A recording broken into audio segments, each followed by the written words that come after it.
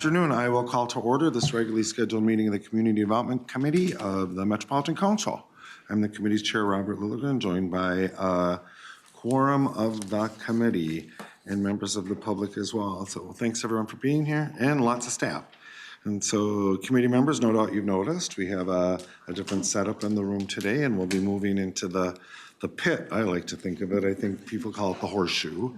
But we'll move into the horseshoe to workshop on our, the pit. All right, we'll call it the pit.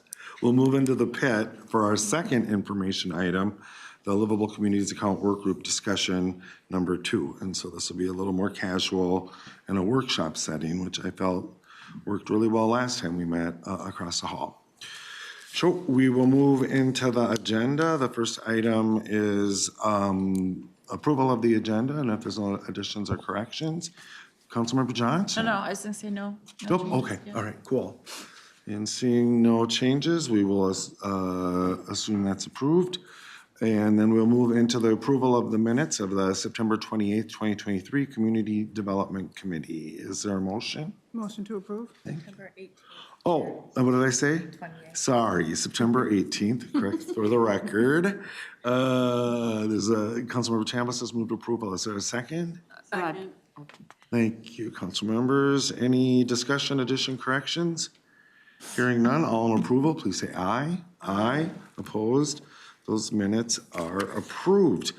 The first item of business on our agenda then is to hold a public hearing on business item 2023-235. It's the hearing for the council's Pathways to Removing Obstacles to Housing, or PRO housing, application. This is an application that's moving very quickly by government standards, and it's and Met Council is a potential applicant to the U.S. Department of Housing and Urban Development's PRO Housing Grant Program.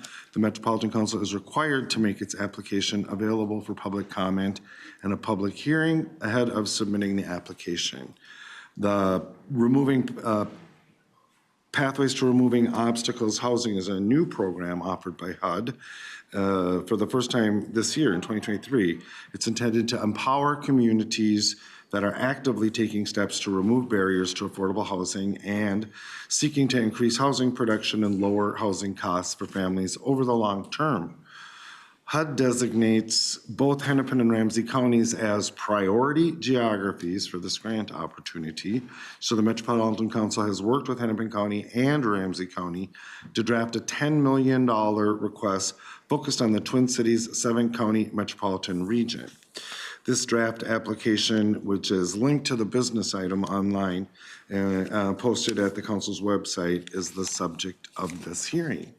So I will now open the public hearing. We welcome public comment. We had no people, no speakers sign up pre-register. If someone would like to speak on this item, please come forward, identify yourself for the record, and you'll have 3 minutes to comment. When you speak, please state your name for the record, your place of residence, and what organization you represent, if any. Anyone to speak on the application? Anyone? Anyone? Hearing none, I will close this public hearing. Public comments must be received by 11:59 p.m. on Tuesday, October 10th. As a reminder to comment on the council's PRO housing application to any members of the public who are listening, and you may still provide comment. You can write to the council at our address 390 Robert Street North, St. Paul, Minnesota 55101. You could fax comments to 651-602-1313. You can email comments to Sarah with an H, S-A-R-A-H, .Berke, B-E-R-K-E, at metc.state.mn.us. And you can record a comment on the public comment line at 651-602-1500. At the close of the public comment process, staff will prepare a summary of public comments. Council members will have an opportunity to review those comments and provide their feedback and input prior to the council action on the PRO housing application. So again, moving quickly for government standards here. So I commend the staff for being able to keep this pace going to allow us to get an application in for this important new program. We'll now return to the regular agenda. Mr. Chair? Yeah. Point of clarification, you didn't close the public hearing because that will be extended until October 10th, correct? I think I closed the public hearing, but the public comment period is Okay, open just to be till- clear. Okay, Yep. thank you, Mr. Chair. Yep, thank you for that clarification, Councilmember Johnson. So we will move on to the non-consent business items. The first is item 2023-236. It's a joint committees item. It's the City of Shorewood 2040 Comprehensive Plan and Comprehensive Sewer Plan. And Freya Thamman is here to present. Welcome. Thank Ms. you. Thamman. Thank you, Mr. Chair and committee members. My name is Freya Thamman, and I'm the sector representative for District 3, and I'll be presenting the City of Shorewood's 2040 Comprehensive Plan update today. Although city staff is unable to be here today, I wanted to thank Marie Darling, the planning director at the City of Shorewood, for her coordination on this plan, and Nate Sparks, the city planner. And this is a small community, so it's nice to have good relationships and coordination with the community. This is a city that's got development that's waiting in the wings. The City of Shorewood is a Lake Minnetonka community of about 7,800 people located in southwest Hennepin County. It's surrounded by the communities of Mound, Orono, Tonka Bay, Excelsior, Greenwood, and Deep Haven to the north, Minnetonka to the east, Chanhassen and Victoria to the south, and Minnetrista to the west. Thrive MSP 2040 designates Shorewood in the suburban community designation. This slide shows the regional systems in Shorewood. Highway 7 is the only principal arterial in the city, and then the city has two regional park system components, the Lake Minnetonka Regional Trail, as well as Mid-Lake Regional Trail Search Corridor. Shorewood is served by the regional wastewater system, with wastewater treated at the Blue Lake Wastewater Treatment Plant in Shakopee. During the early part of the planning process, the city requested increased population and employment forecasts, which are shown here on the right in the forecast revision section of the slide. With this revision between 2020 and 2040, the council forecasts that the city will grow by 400 people, representing 200 households, and that the employment forecast will not change. Table 2 of the staff report illustrates the planned residential density for the city. Communities with a suburban designation under Thrive are expected to plan for forecasted household growth at densities of at least 5 units an acre for new development and redevelopment. And as shown here, the city is consistent with this policy and has planned for residential densities of at least 8.1 to 17.4 units an acre. Shorewood is a fully developed community with a limited amount of land available for development. The city is predominantly single-family residential, as shown here in yellow. It's about 65% of the community is single-family residential. About 15% of the community is open space and park, and then there are small areas of medium-density residential, commercial, and public uses. The commercial areas in the city are generally along Highway 7. This slide shows the 2040 future land uses. The plan identified areas for development and redevelopment, and with this plan, the city has included higher density land uses in the high density residential land use category, as well as in a new commercial mixed use land use category. Many of the policies in the city's 2030 comprehensive plan are also included in the city's 2040 plan. A review of the plan found that staff find that the plan conforms with regional system plans, is consistent with council policies, and is compatible with the plans of adjacent and affected jurisdictions. The proposed actions before you today are to authorize the City of Shorewood to place its 2040 comprehensive plan into effect, to revise the city's population and employment forecast upward as shown in Table 1 of the review record, and then to advise the city to implement the advisory comments in the review record for forecasts and water supply. Following this meeting, this plan is scheduled for the Environment Committee on October 10th and for the October 25th Metropolitan Council meeting.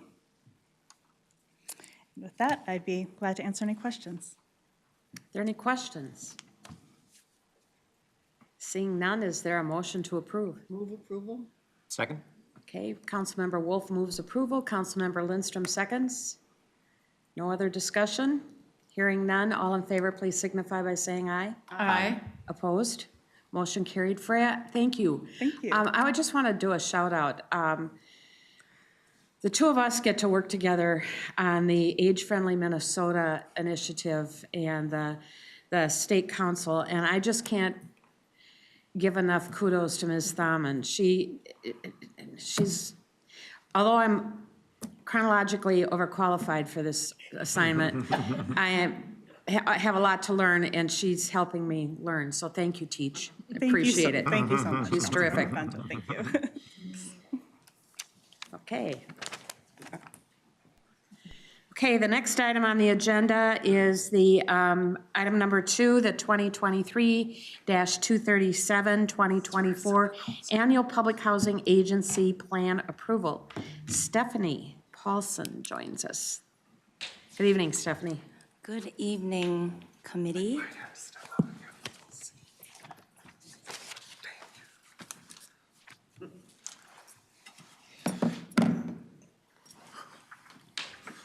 Good evening, everyone. My name is Stephanie Paulson. I'm the Assistant Director for the Metropolitan Council Housing and Redevelopment Authority. And today I come to you to share information about our 2024 Annual PHA Plan Approval. As a reminder, Director Terry Smith and I have been before you either at the Committee of the Whole or at CDC several times over these past couple months. On August 2nd, we came to a Committee of the Whole with an information item. On August 21st, we hosted our public hearing, and public comment ended on August 31st. On September 5th, Director Smith shared some information at the CDC for some plan discussion. On the 18th, we came back for additional plan discussion, and here we are today for final review and approval. October 11th is when this is scheduled to go in front of the council, and we hope to submit the plan to HUD by the 15th. That is our deadline. Just some real brief grounding and background. The Metro HRA provides rent assistance to over 72,000, or 72,000 be real aggressive, 7,200 households served in Anoka and Carver counties and suburban Hennepin and Ramsey counties in 96 communities. In 2022, we had $78 million in housing assistance payments. And we serve 1,400 active landlords in the region.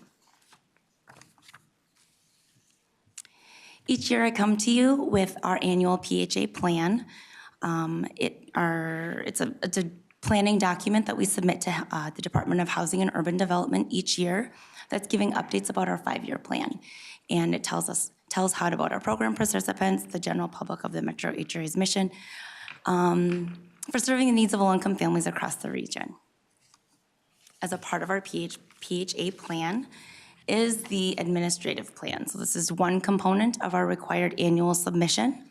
It's Metro HRA's primary policy document and contains mandatory and discretionary policies, and it must be available for public review. So that's what I'm going to share with you some information about next.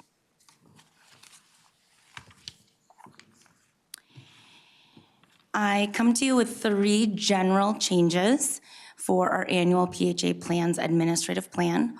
They are in 3 chapters. Chapter 3 in eligibility for updated criminal history admission language. Chapter 17 in our project-based voucher section. And Chapter 19 with our special purpose voucher chapter. We'll start with Chapter 3. Chapter 3, current policy states that rent assistance participants would be denied admission or termination from the program for criminal or drug-related convictions without specifying the level of conviction.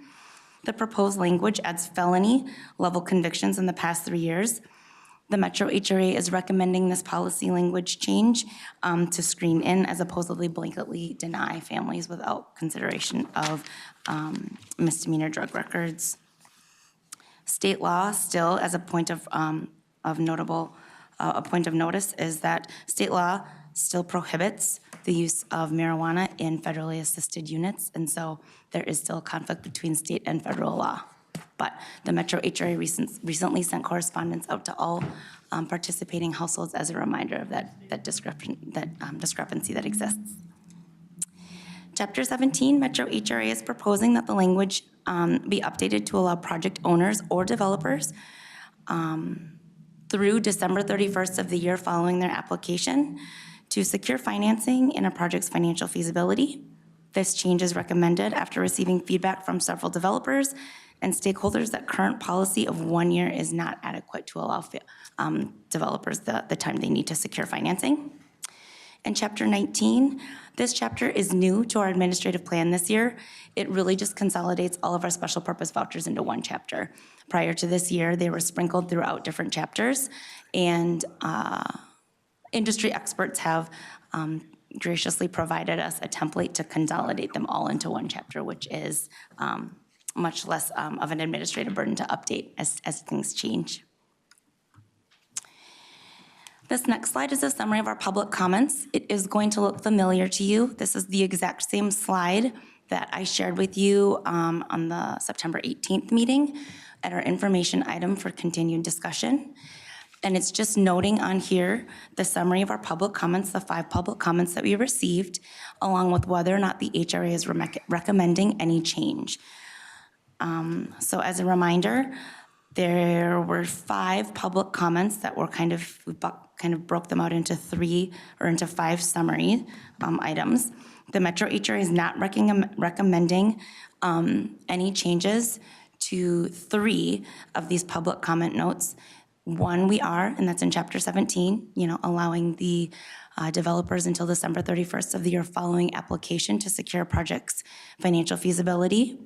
And the state rental assistance program, we will be back to talk with you many, many times, I'm sure, with kind of thoughts and your considerations, but utilizing the state rental assistance as PBV option if available and financially feasible is absolutely something that we are interested in doing. It makes sense. We just need to have a little bit more information about the program guidelines, and hopefully those will become available sooner rather than later, because we are all anxious to know a little bit more about them.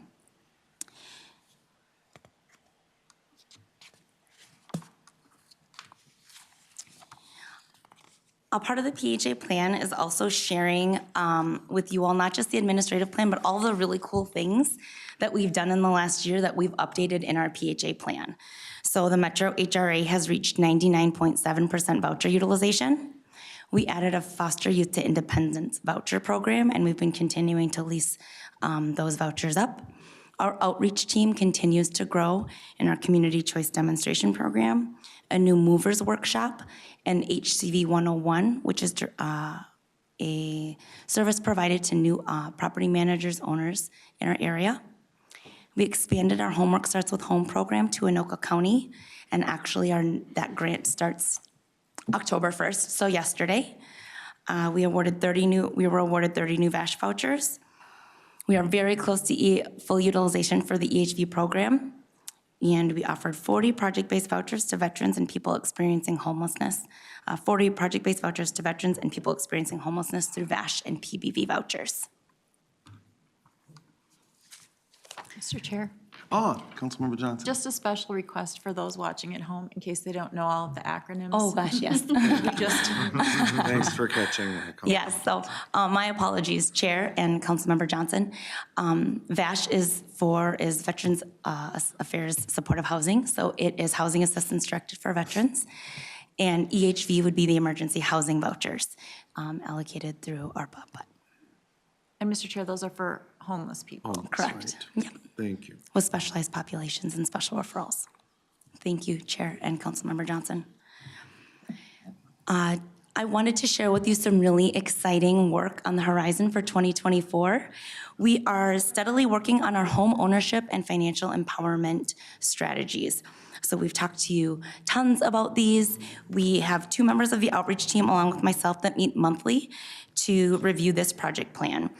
Goals through this year and through quarter 2 of 2024 is we're going to be doing some intentional outreach to families, some informational interviews with organizations. What have you learned about HCV or homeownership directed towards families in the populations that we serve? What are the best practices or priorities that the HRA should consider when we're developing best practices? We are also looking at completing or administering a survey to families with just about general homeownership goals and empowerment and financial empowerment goals. So what is of interest to you? How should we allocate our time and focus our resources and our energies, just because you should be guiding this work and we should be absolutely engaging the families that we serve. We'll be doing some analysis and review, and in 2024, we will come back and share with you what we've learned so far and be interested in having further discussion about it.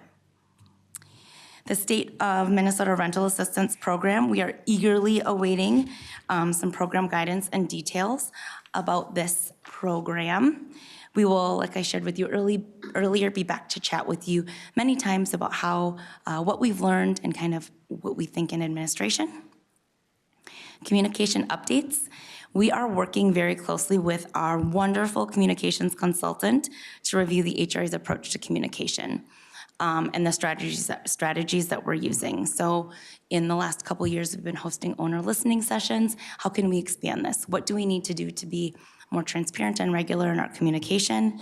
We've discussed about a kind of project-based voucher, FAQ, creating some content specifically directed at project-based vouchers, creating some content for tenants and tenant education. Something as simple as, how do I pass an HQS inspection? Or what are some kind of simple fixes that I should be looking at in my house before an inspection? Not necessarily because we're expecting that they would fix it, but just what are some things that are safety concerns that I want to make sure that I point out and I'm aware of? And then finally, the residential preferences study. Director Smith and a colleague, Sarah Gong of ours, came and met with you all on September 18th to talk about this exciting initiative that we are partnering with St. Paul and Minneapolis Public Housing to learn more about the families that we serve.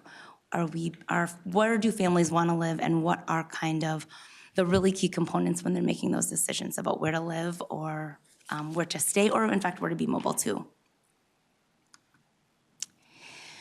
So as a reminder, I'm here today to ask for your final review and approval on the annual PHA plan.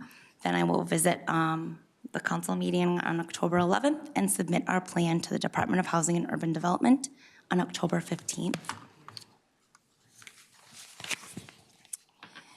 So I ask that the Community Development Committee would approve the 2024 Annual Public Housing Agency Plan, including changes to the HCV administrative plan as described in this report and attachments. Authorize the Metropolitan Council Chair to execute the required certifications, and direct staff to submit the final PHA plan to the Department of Housing and Urban Development. And with that, I would be happy to take any questions. Thank you, Ms. Paulson, and my apologies to the people assembled, my committee members. I had an urgent situation at work that took a few phone calls to resolve, so I'm back, and my head is back here in this committee meeting. So my thanks to Councilmember Bento, our very able vice chair, for stepping in unexpectedly. So discussion on that report. Councilmember Bento. Thank you, Mr. Chair. Every fall, there's a national organization called the National Law Center on Homelessness. They're based out of Washington, D.C. And they tend to look at the legal side issues related to homelessness and try to advocate for those who are homeless regarding the many legal hurdles they face in a whole host of ways. And I've had the privilege of being able to help present an award each year that I'm able to attend. And 12 years ago, I was really delighted to present one of their awards to former Congressman Barney Frank. Barney was a congressman from the Boston regions of Massachusetts, and just quite a remarkable man. My husband served with him in Congress. They worked together on the banking committee, and the banking committee had a great deal of influence over housing issues. So it was especially important for me to be able to present the award that night. That morning before I went to the airport, I stopped at Assumption Church, where I was working at the time, to pick up some materials. And as I was leaving the church to go to the parking lot, and for those of you that don't know where Assumption is, it's just a few blocks from here. It's across from the old St. Joe's Hospital and the old Mickey's Diner. And it's right adjacent to Catholic Charities. It is where German immigrants in the 1800s started a home for orphan German children whose parents had died.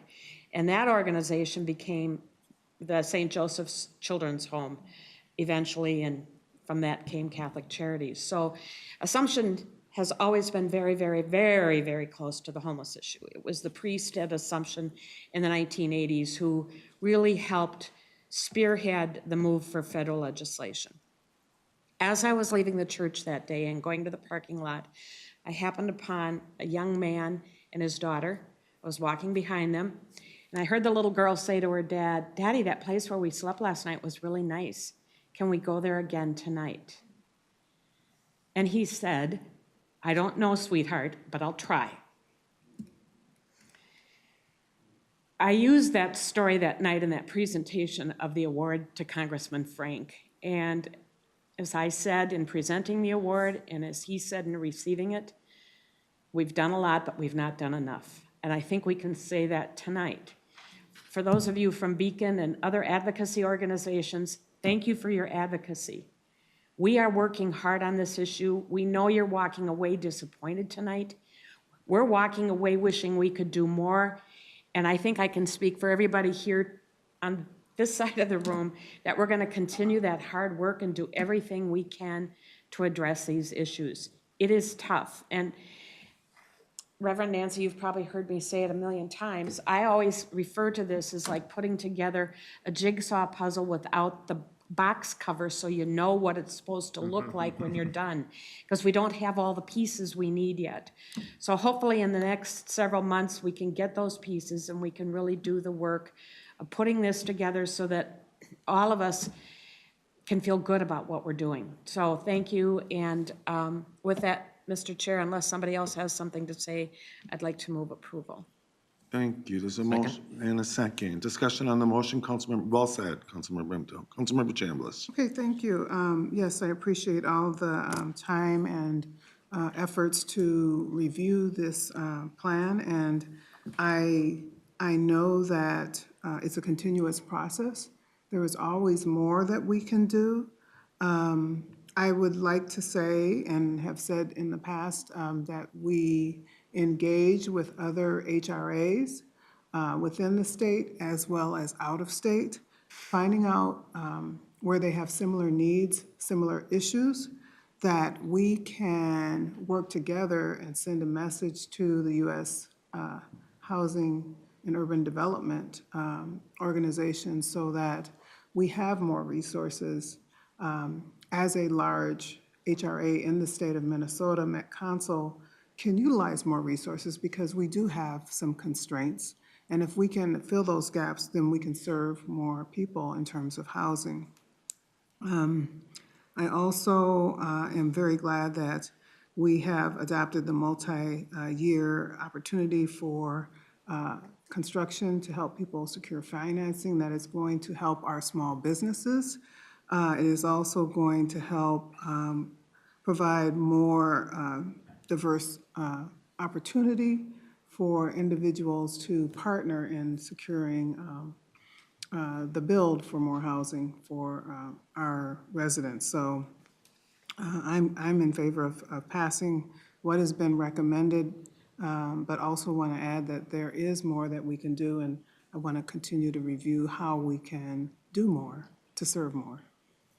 Thank you, Councilmember. Discussion on the motion, Councilmember Johnson. Thank you, Mr. Chair. I'm sorry I couldn't be here at the last CDC meeting, but I had a conflict in my schedule. But since before I came to the Met Council and working with the Plymouth HRA as a city council member, you know, this is a subject that is very near and dear to me. And as somebody in my younger years, have experienced some of the things that we're trying to help out with and prevent here. So I do appreciate moving to the 2-year approval. I know that was a really tough situation for some of the proposals that were out there because it also didn't extend enough time to get some of that local support they really needed. And we just, to put the funding puzzle together, if you want to talk about not having the picture of the box of the puzzle, that's one of them. And the timings are not all synced up. So I know that's extremely difficult.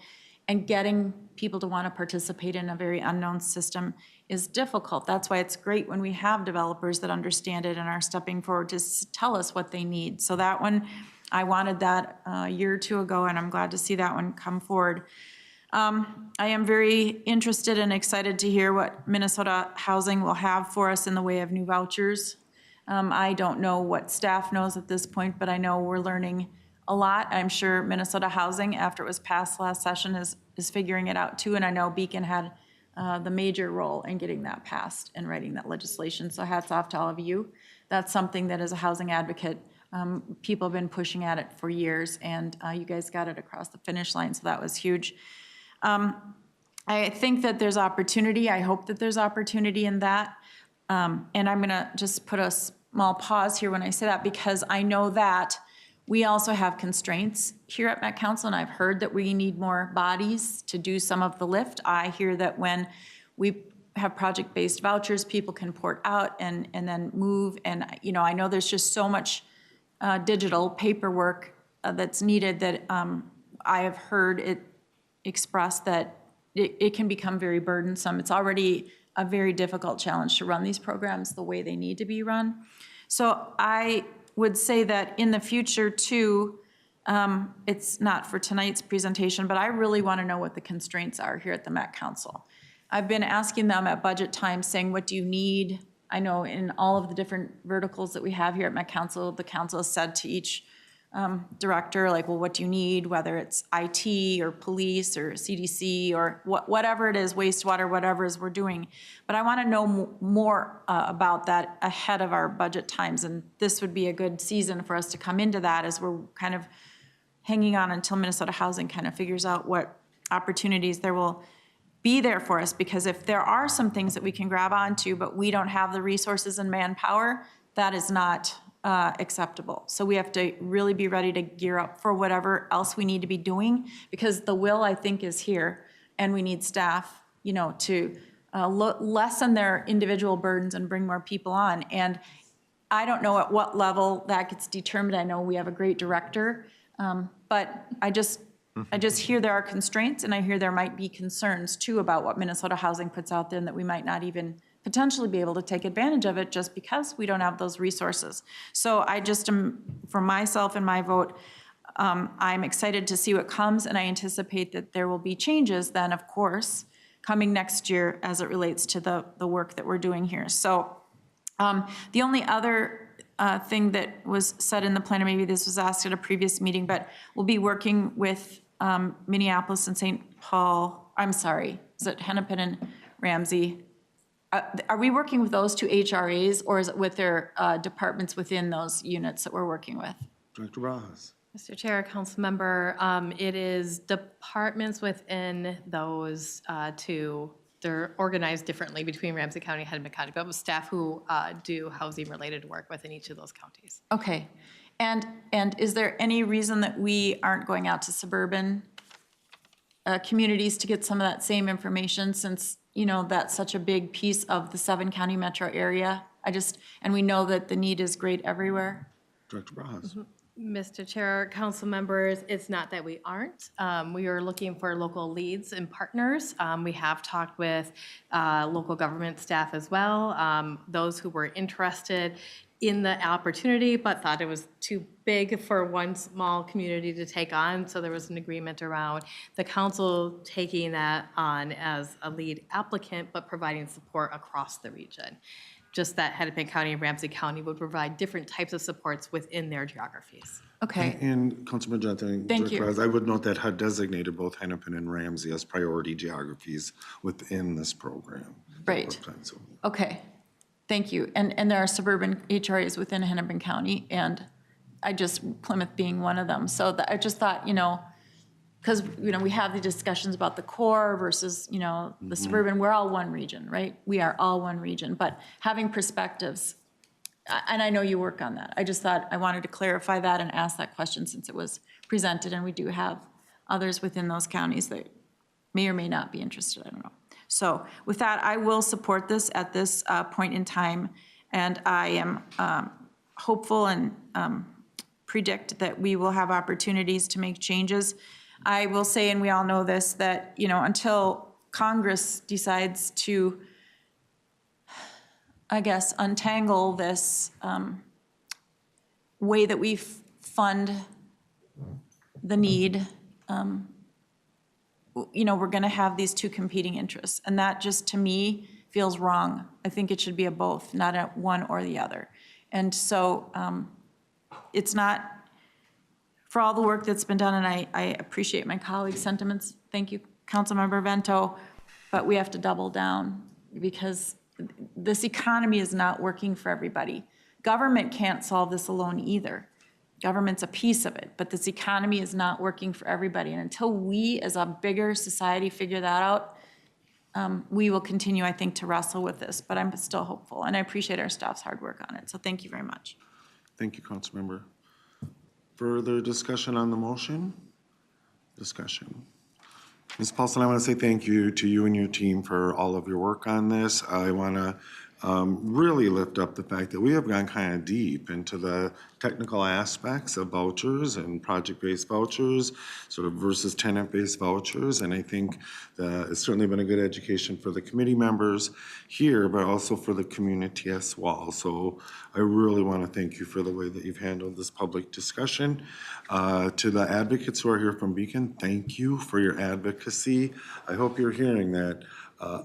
All of the committee members here take very seriously the tensions between how we allocate the meager resources that we have.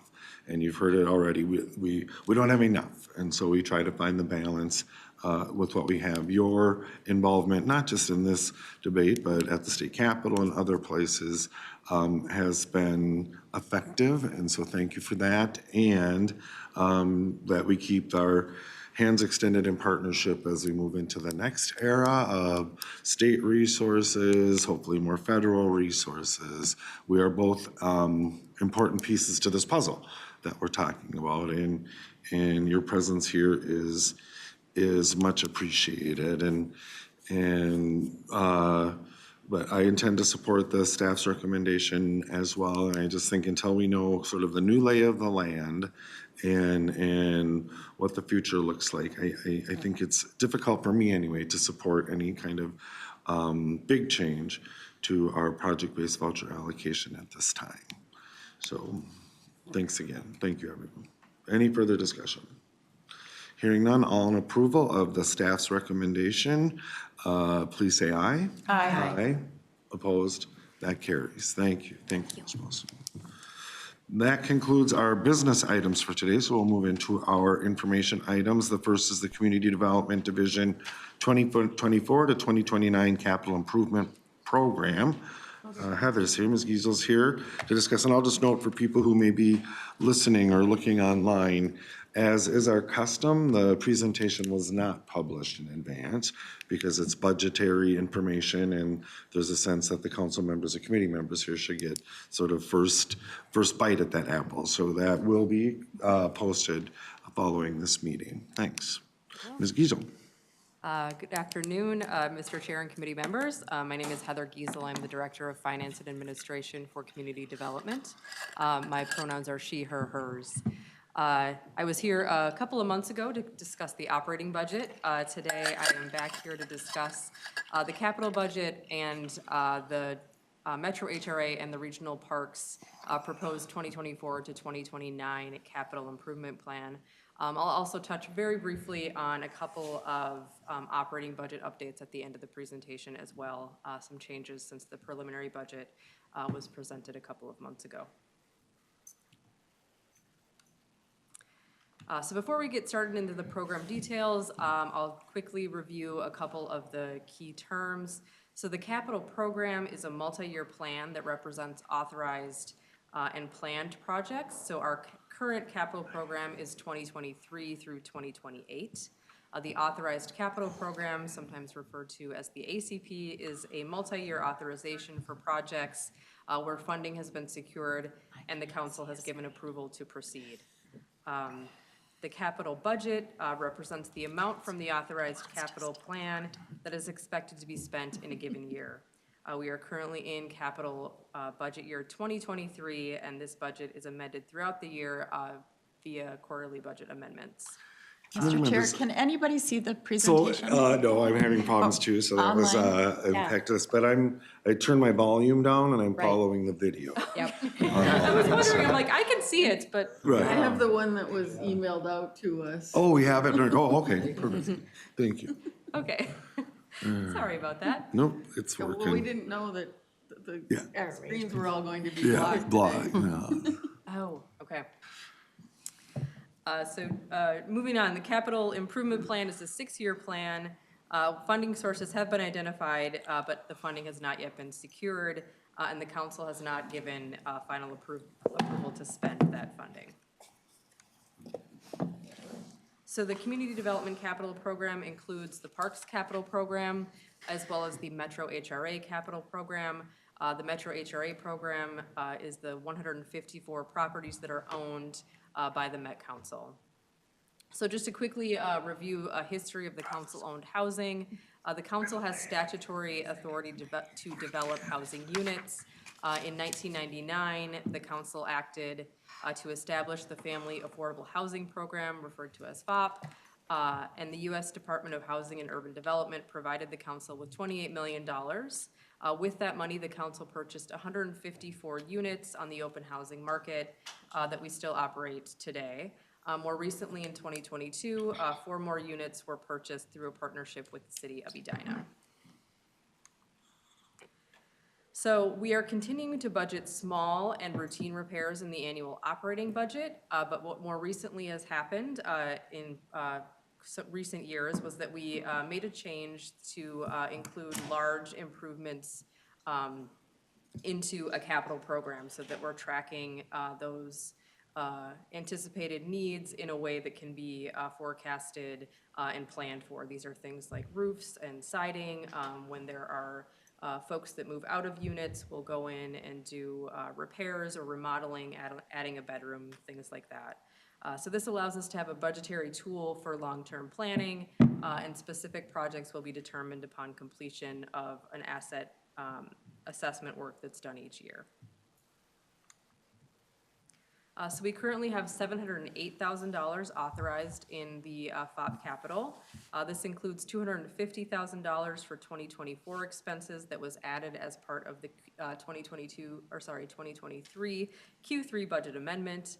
An additional $250,000 per year between 2025 and 2029 was added by FOP program income that's planned to be used to preserve the council-owned housing.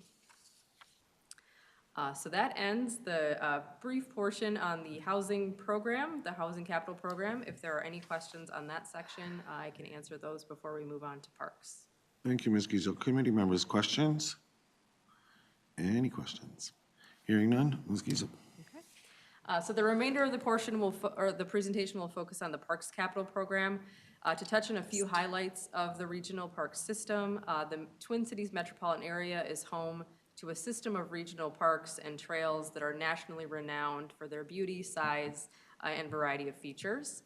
There are 56 regional parks and park reserves totaling more than 55,000 acres, over 400,000, or sorry. You might want to go to the next slide, you're still on. Thank you. Over 400 miles of interconnected trails and 8 special recreation features. The system provides a wealth of opportunities for recreation, exercise, and socially distanced fun.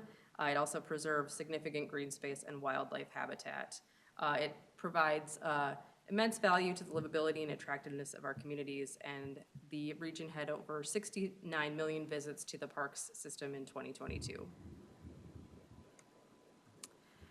So the Regional Parks and Open Space System is a partnership between the state the council, and the park's implementing agencies. This graphic and the next few slides will walk through the role that each of those plays in our capital program. So the state of Minnesota, the Metropolitan Council, and the park's implementing agencies are all impacted by several pressures. These include legislative action, economic and environmental factors, and regional needs and outcomes. So at the top of the pyramid, you'll see the state of Minnesota, who plays several roles. State legislation created the regional parks and open space system, defined the role and the authority of the council within the parks and open space system, and appropriates funding. At the state agency and commission level, agencies and commissions help execute legislation, include passing through funding or running competitive grant processes to award grant funding. Under state law, the council is charged with overseeing the acquisition and development of the regional parks and trails. With broad public engagement, the council develops regional policy and standards through Thrive MSP 2040 and subsequent iterations of that, as well as the Regional Parks Policy Plan. The Metropolitan Parks and Open Space Commission helps the council develop a long-range plan and an acquisition and development program that includes funding our regional parks. Finally, we review park and trail master plans for conformity with regional policy, ensuring all projects are funded in our capital program are in an approved master plan, and serve as a fiscal agent to ensure funds are expended in line with various program and funding source requirements. And then finally, the parks are operated and maintained by partnering cities, counties, and special districts, and each have their own governing boards. Implementing agencies lead regional park and trail master planning, including public engagement. They operate and work to acquire and develop the land, and they also protect and conserve natural resources to provide outdoor recreation space for public enjoyment.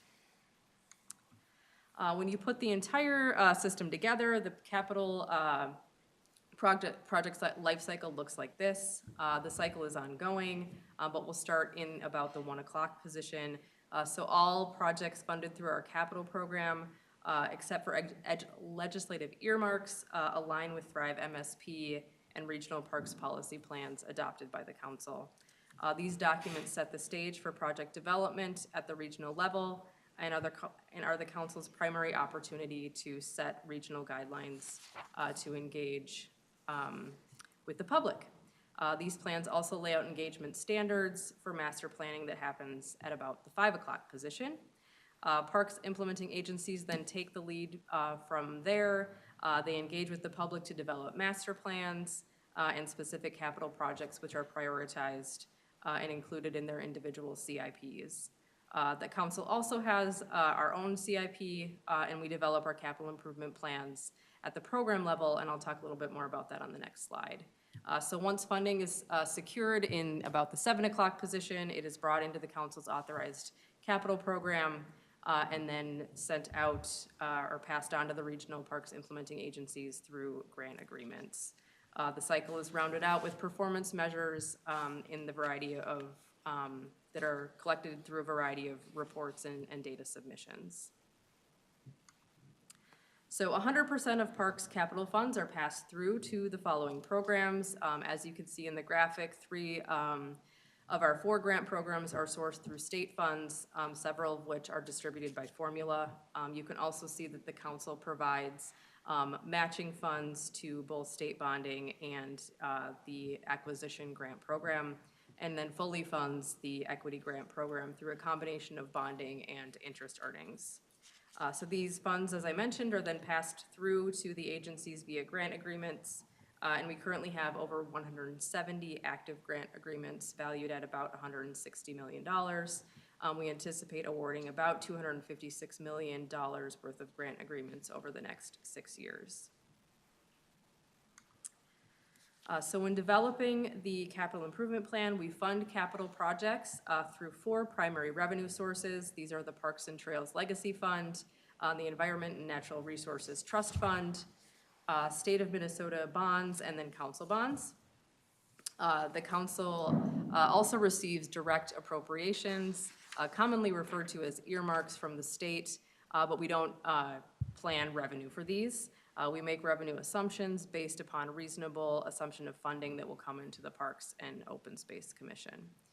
So legacy funds are appropriated by the legislature, and we forecast this funding will be increased by about 2% annually. The actual appropriation from 2023 is our base year, so starting with 2023 at $25.5 million, we then forecast an annual funding increase to just over $28 million by 2029.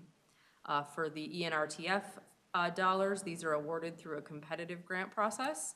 The council applies for funding in partnership with the Regional Parks Implementing Agencies and the Legislative Citizen Commission on Minnesota Resources, or LCCMR, awards those grants.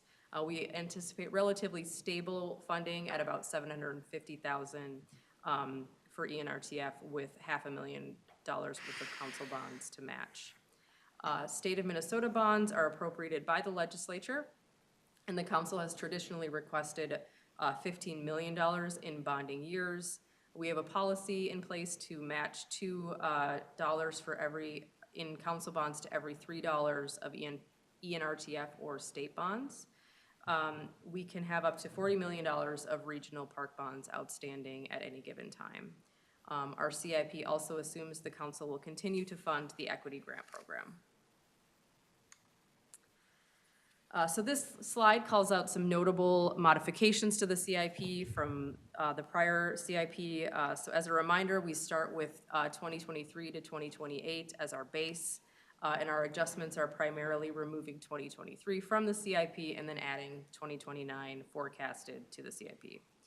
So first, we anticipate the council will continue to match state of Minnesota appropriations as directed by statute or council policy. And so for 2029, we have programmed the above anticipated legacy ENRTF and council bond revenues and expenses into the CIP. Moving on, in the previous slide, I mentioned that Parks and Trails legacy funds and state bonding were distributed to the Parks Implementing Agencies via a formula. The charts illustrate how the data collected from the implementing agencies feed into calculating a weighted average for the distribution of legacy funds and state bonding. The operation and maintenance and Parks and Trails legacy formulas are statute-driven, whereas bonding is defined in the Regional Parks Policy Plan. The data collected for operations and maintenance is used to calculate the distribution amounts for legacy. Non-local visits and population used for legacy is also used for state bonding. The most recent data for these inputs was used to project agency shares for the 2024 to 2029 CIP.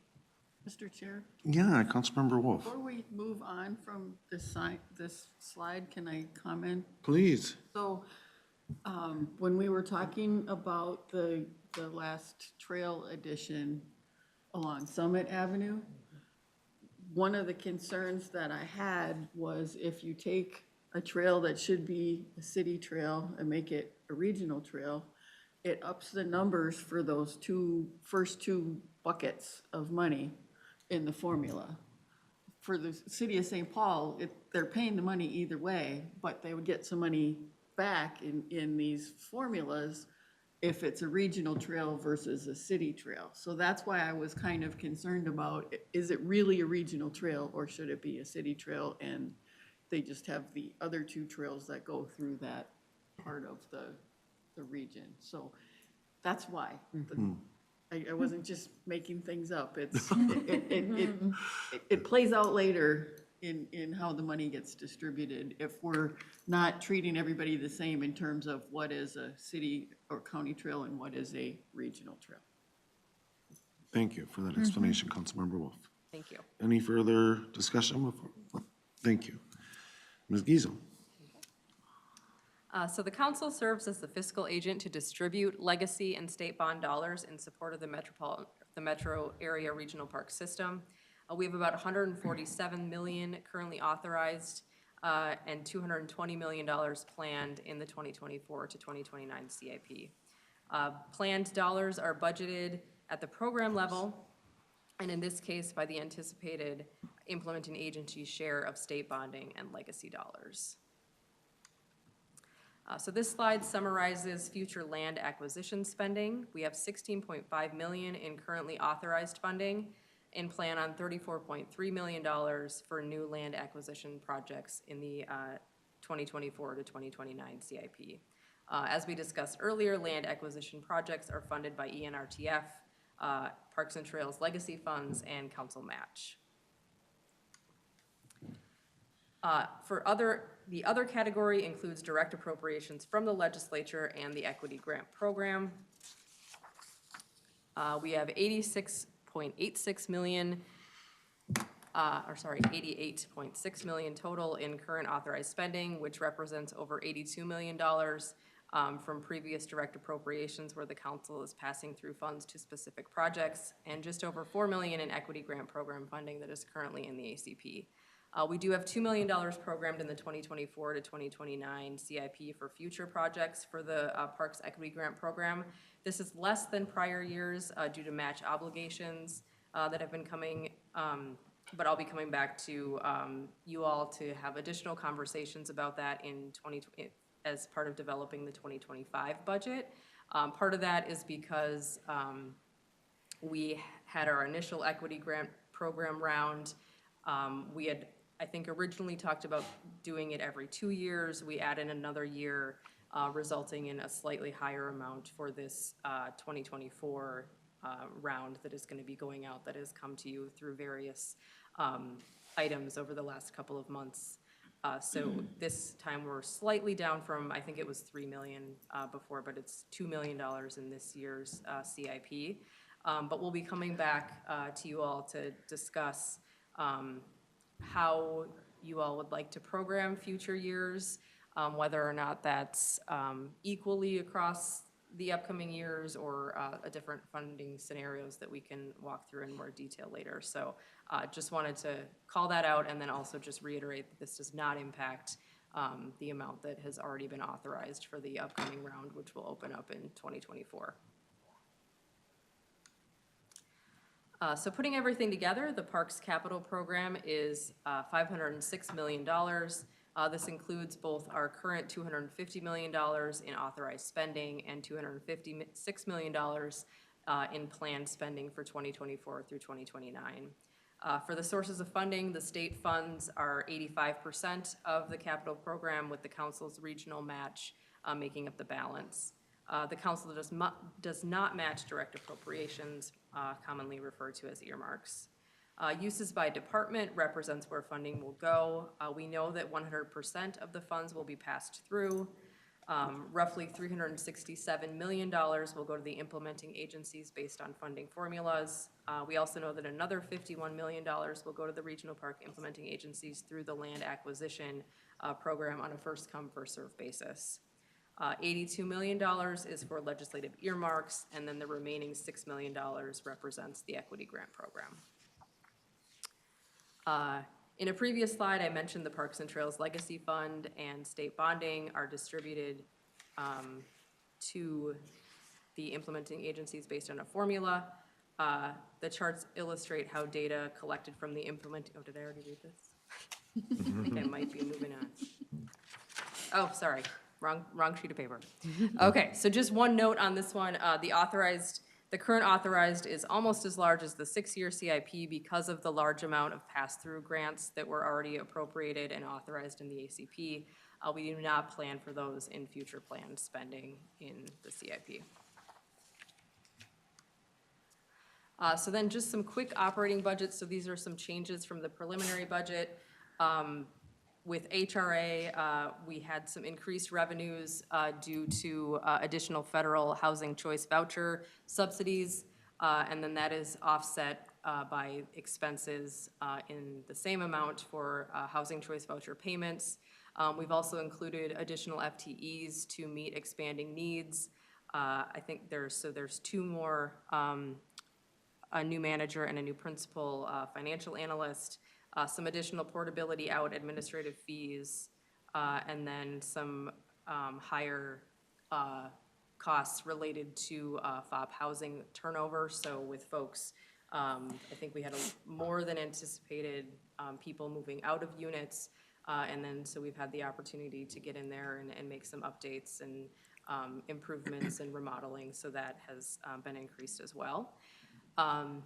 And then also the division support of the business process improvement, or the business process systems integration, BPSI, system as well has been added into the operating budget from the capital budget. And then you'll also see that there is the $400,000 EPA grant, both the revenue and expenditures at equal amount, $400,000. And then as far as the next slide, so this is just the timing of the capital program timeline and the overall budget. So I'm here today to share this with you for the Community Development Division. We will go to Transportation Committee on October 9th to discuss transit, both at Metro Transit and up in MTS. And then October 11th, the CIP will be presented to the full council. October 25th, the public comment draft will be approved, or will go to council for approval with the public comment period opening up after that. And then the public comment period closes on December 13th in time for us to hopefully have final adoption of the unified budget before the December 20th deadline. So with that, I will stand for any questions. Thank you, Ms. Giesel, for that presentation. Questions or comments from committee members? Any comments? Hearing none, again, thank you for your work on this. We look forward to following this as it goes through the process. Thank you. Yeah, thank you. Committee members, we've reached our final item, the information item, the Livable Communities Account Work Group discussion number 2. We're going to work at setting priorities. I know Ms. Berke's here to lead us, and we're going to move into the pit to do that. Sounds like we're gonna be boxing or I know, wrestling it's in there here. or something. Right. It's Hunger Games. Sit wherever you like, and Hannah's gonna walk us through the agenda Great.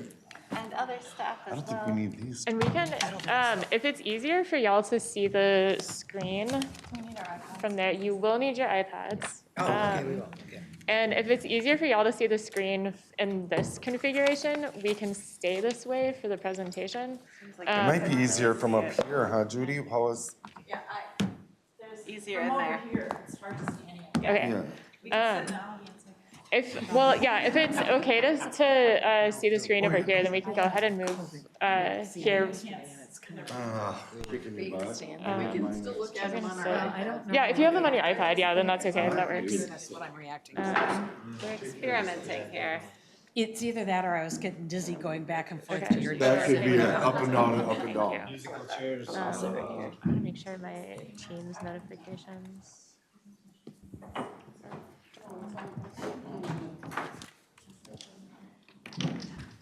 Just so folks know, Councilmember Bento is heading out. She's likely having a response to her COVID vaccine. Oh, no. Oh, you don't have it plugged in.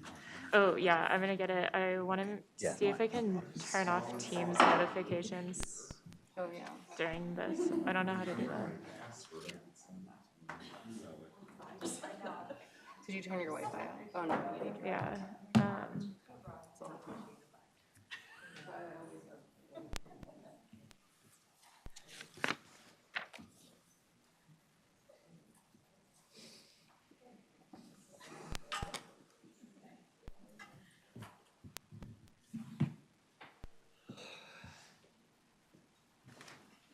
Okay. What am I doing? Hey, Mrs. Zach. I'm coming, I'm just moving slow. Yes. They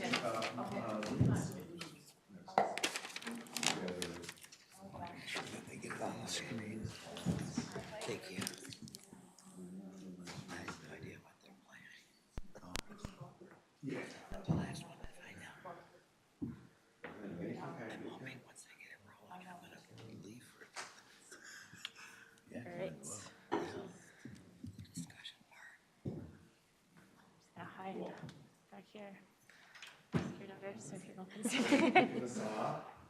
Hello. Hello, everyone.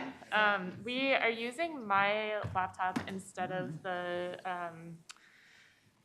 the room computer, because we're going to be ending with an interactive exercise that we'll need my login for.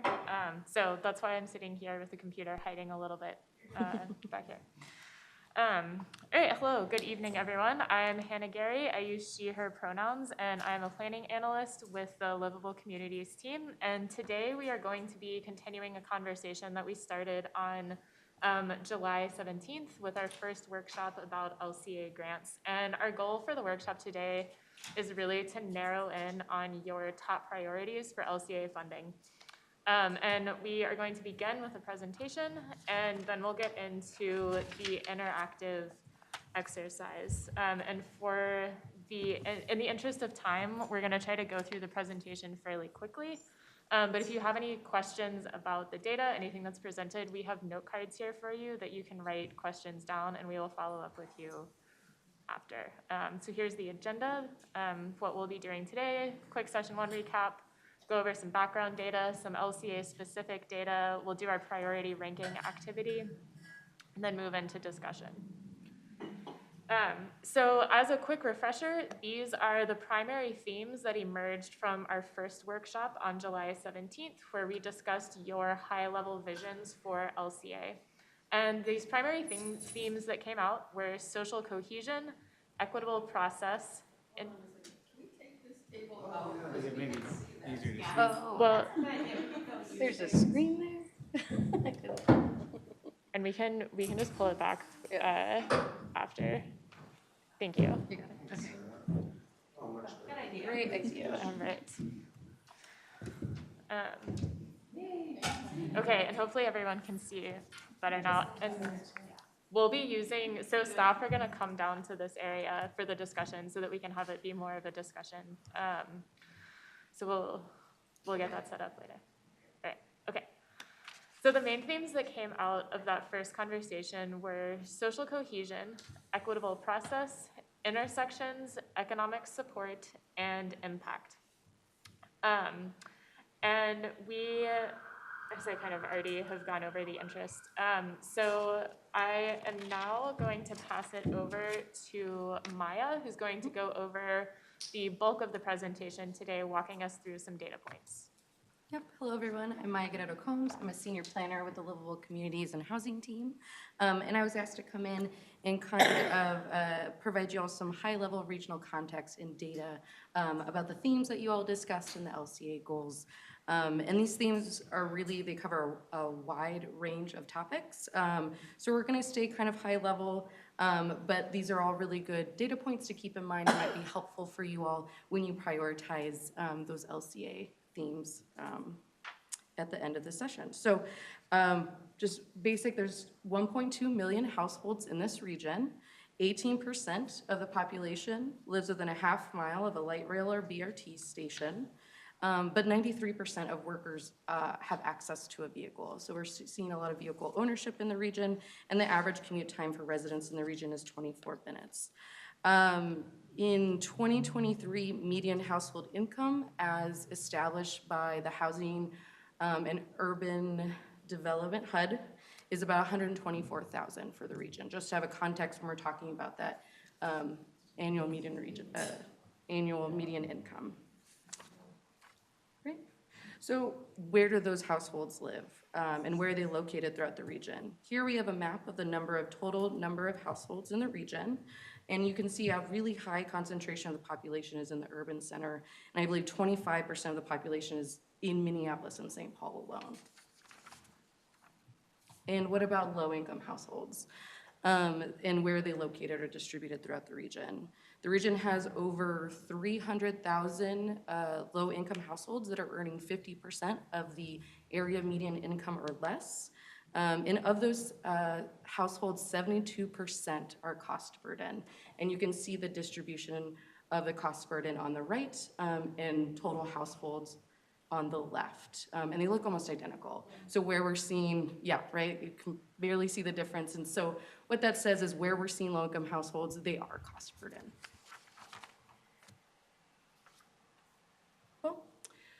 And so that was a lot of regional context, like where are households distributed throughout the region. This is going to dive into a city context. So how, of the total households that are in a city, what share of them are low-income households?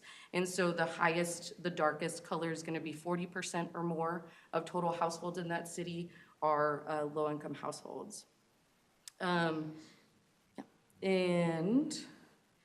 so looking at this, we see higher shares of low-income households in cities and townships closer to the urban center. So not only do these cities have a higher number of total low-income households in the region, they also have a higher proportion of low-income households relative to the total number of households in the city. And I believe Minneapolis has Minneapolis and St. Paul have 36% of low-income households. That was a fact that I should have said earlier. So there you go. Cool, moving on. Can you just go back to the last slide? Yeah, of course. But we do see these more outline communities. Yes. Jordan and. Yeah, so, so Jordan, Jordan has about 836 low-income households. So we saw that first regional context where most of the households are in Minneapolis and St. Paul, but you see these smaller townships, while having a small number of low-income households, it's still a large share of their total households. Yeah. Yeah, of course.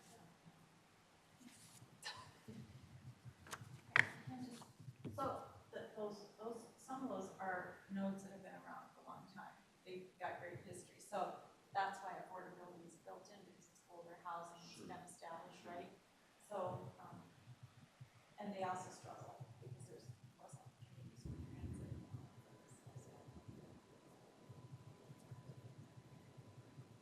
Great. And so the council has made a stated commitment to equity both in Thrive 2040 and the Metropolitan Strategic Plan. And racial equity has been a large focus of that work since disparities in outcomes tend to be largest across racial divides in households. And we tend to see the largest negative impact from disparities in Black and Indigenous households. So here are some data points highlighting how issues such as unemployment, homeownership, and cost burden disproportionately affect Black and Indigenous households across the region.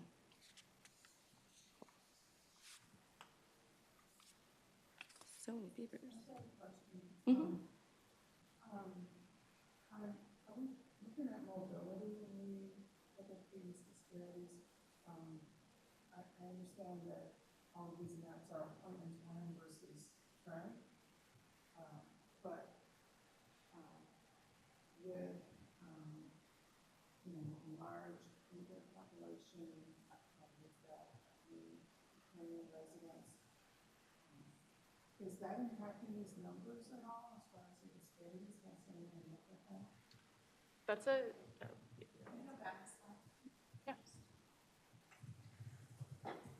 yeah, that's a great question, Councilmember Chambliss. The research team has recently gotten updated census data that breaks down a lot of the racial categories that we have into a lot more detail, and they'll be releasing a lot of that information in the coming weeks. They just got it last Thursday.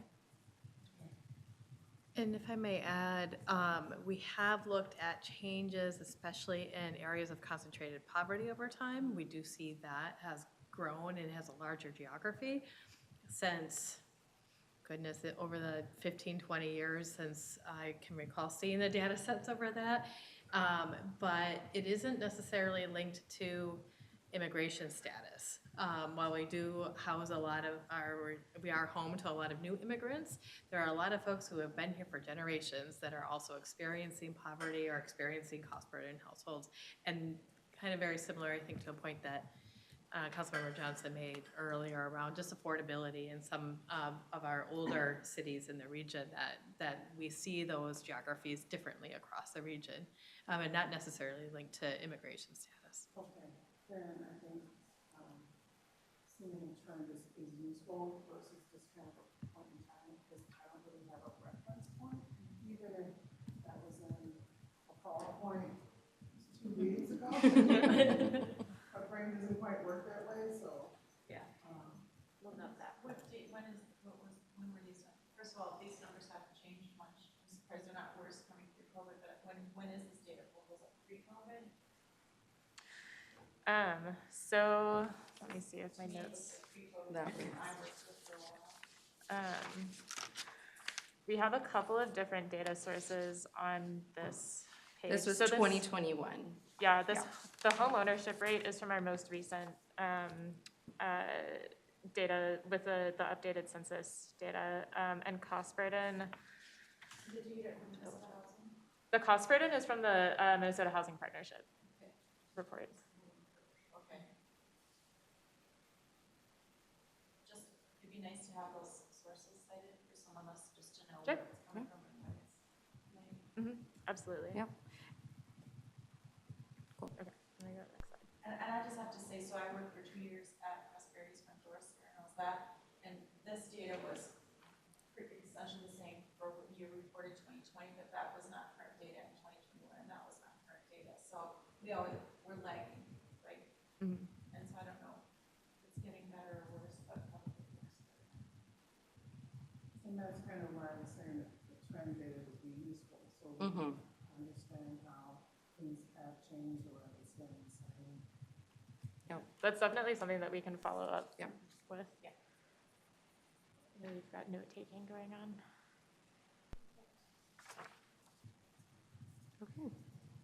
So regional transit and job centers. One of the themes that came up was economic support, as well as commercial and business projects for LCA and connected development. So here we have mapped out our regional job and activity centers, which are areas that have 1,000 or more jobs and have a job density of 10 jobs per acre or more. And then if we overlay that with our TOD areas, or transit-oriented development areas, we can see some overlap of those centers. And data from the TOD office here at the Met Council reports that TOD areas cover 2% of the land area in the region, but contain 20% of the population. And then environmental concern was also brought up in y'all's last session and is a focus in the vision and values for the 2050 Regional Development Guide. So here we have average annual fine particulate matter in parts per million mapped for the region using data from the US EPA environmental justice data. And so higher concentrations of fine particulate matter have been linked to lower air quality and respiratory health. And this map shows that we get higher concentrations the closer we move into the urban center.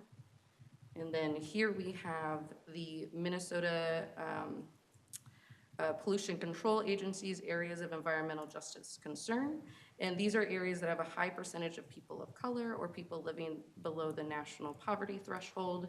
And according to the Minnesota Department of Health, 91% of households of color in the state have air pollution risks above health guidelines.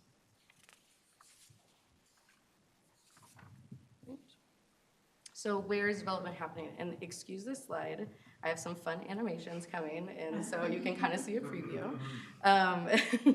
So this first map shows all permits for residential and commercial projects from 2020 to 2022. And so it's not gonna have industrial, just commercial. And you can see that there are a high number of permits from cities in the suburban edge, such as Lakeville, Woodbury, and Cottage Grove. And so diving into that, when you look at permit, like a permit for a single family house is equivalent to like a permit for a 60-unit building, right? So when you adjust for units, you get the next map, which looks at all residential and commercial permitted units in 2020 to 2022 in order to adjust for that discrepancy.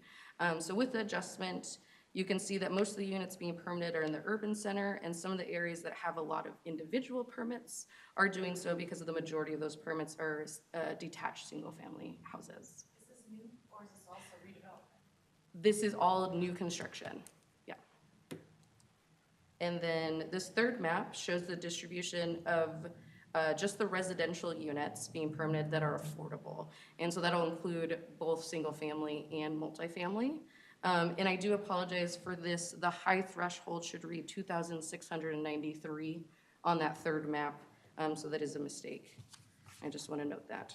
I don't know if this is a question or not, but I'm really interested in knowing why development happens, where it happens. So what are the motivational factors for development to happen? in the urban core versus non-urban core, and what are the reasons why they may not be developed as compared to in the past. Or what is it that we need to develop more in the areas where it's needed. That information, I think, is crucial for us to focus on policymaking. Mm-hmm. Affordable housing or all housing? Well, especially affordable housing. How do we incentivize that? How do we remove barriers so that we can have more affordable housing? I would be happy to take that on, working in it 20-some years, and you might have to back me up, but first of all, it's land availability, because they're just doing new construction, so you have to have land that's ready to be developed. So if it doesn't have environmental issues or any of that, it's usually good to go, if the market's going and the developers want to be there. If you have land that's been compromised, you have to get in and get the grants, TDR and things like that, which then you can finally get to development. As far as, so you'll see on that suburban edge where it's starting to slow down, and again, your trend question is a good one, because 10 years ago, the colors would have all been different, but it keeps spreading out. A lot of my communities in that northwestern section, like Corcoran and Dayton, 10 years ago wouldn't have those dark colors. They're starting to, their mayors, the city start going, oh my God, it's here and it's happening, and you says there, right? So, and then as it relates to why is there more affordable, because it's hard for some of the suburbs to get the grants that they need, and that's why, not to go back to the vegan or the product-based vouchers, but they are trying to get a presence in the suburbs and work with those communities, because trying to compete for those dollars against maybe more sophisticated and opportune places in the core cities is tougher, and there's just much more density in the core cities. Sometimes it's a matter of timing. Like when I look at Lakeville and Farmington and Apple Valley and Rosemont County, a lot of them, they went through a period of time when if an apartment building was being built, it was affordable. Like Lakeville went at least 25 years without a single market rate apartment building. It was all subsidized housing. Now they're in a period where they're finding some market rate housing to balance that out, but because they haven't done much in the way of affordable in this 3-year period covered by the map, it makes it look like they don't have any. But it comes in chunks. And so if you're looking in a short time frame, you're going to get a less accurate picture of the overall situation. Yeah, that goes back to trend information, how far you need to go back, signifies whether or not that information is valuable, gives you enough valuable information to make a decision. But what I heard was readiness. Those are pretty much steps to development. And I'm not really talking about the steps to development. I'm really talking about the supply of developers, the type of developers that we have. Let's say we have nonprofits that want to do development. You also have emerging leaders or emerging developers in the cultural community that didn't exist 10 years ago, maybe 95 years ago. And are we even bothering to tap into that? Do they even know that we are seeking? And then how do we scale them? So those are some of the questions that I think if we can find solutions to, we may be able to, the steps are going to be there. Okay, if it's contaminated, yeah, we're going to have to clean that up. That's a given, right? Have to be ready to build. So there's a process for development. But let's just say that we know what the process for development is. What are our opportunities and where are our constraints so that we can focus our house efforts? I will just say, coming through the management, we are constantly looking at where our dollars are spending and meet those goals and tweak where some of our goals are recently, and that those are required. And we have, our contractors, they have to be willing to hire minorities, women. I don't know as much about it on the housing side of things, because I will just say, again, coming from the city, you have to compete in a highly capitalized environment with really developers who've been doing this a long time, and that is what concerns me yet I don't know if there's even any tools, laws that would back up a city by saying no, because these are private transactions. Cities, unless they're part of the development plan, don't get involved in the development. It comes to them with some sort of, and that's, you know, that's the market working or That's not the working. model that we're using, and is it working? And that's not the Met Council, that's the Right. market. Well, yeah. We're self-facilitating. That depends on where you are in the region. Because, I mean, starting out in Dakota County, we have the CDA coordinates affordable housing throughout the whole county. And so they'll get, okay, it's Rosemount's turn, and then it's Lakeville's turn, and they move it all around the county. And everybody in the county is paying in, even people out on the farms and stuff, pay into the county's budget. But the county makes sure that the affordable housing is spread out, and they use their expertise instead of pitting cities against each other for development. When I started looking at the bigger picture and realized what Henry County did that, I was like, wow, that's really dumb, that's inefficient, and, you know, creates unfairness, where I really like the model that Dakota County uses. They tend not to apply for our little community grants because there's no guarantee of getting the money. And they'd rather deal with money that is predictable year to year than fight for money that they're probably not going to score on. Predictability is important. It's just really interesting to make sure staff is like, because we're going way off the page, or I'm going even further off the page here, but we're just listening to the conversation. Excellent point from you about sort of the ripeness of the market, right? Where are you? There were affordable apartments being built, and now there's something else being built. And while you were talking about that, I was just thinking from my own experience. So, you know, I moved into the Phillips area in Minneapolis in 1982.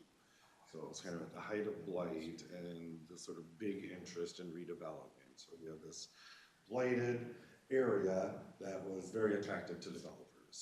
Right, scrape the people off and build what you want, right? And so, and people like me, very local people, saw opportunity there as well. So that's kind of how I became the sort of landlord and property developer, because it was affordable to me, and I produced affordable units that were not subsidized.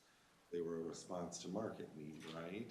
And there were 1,000 people like me in the Phillips area that, you know, invested in their blocks or in their areas. And so those kind of ripened, right, and added value to the land and desirability to developers, that then a whole different cycle came in. Then to really build affordable housing, you needed a level of subsidy.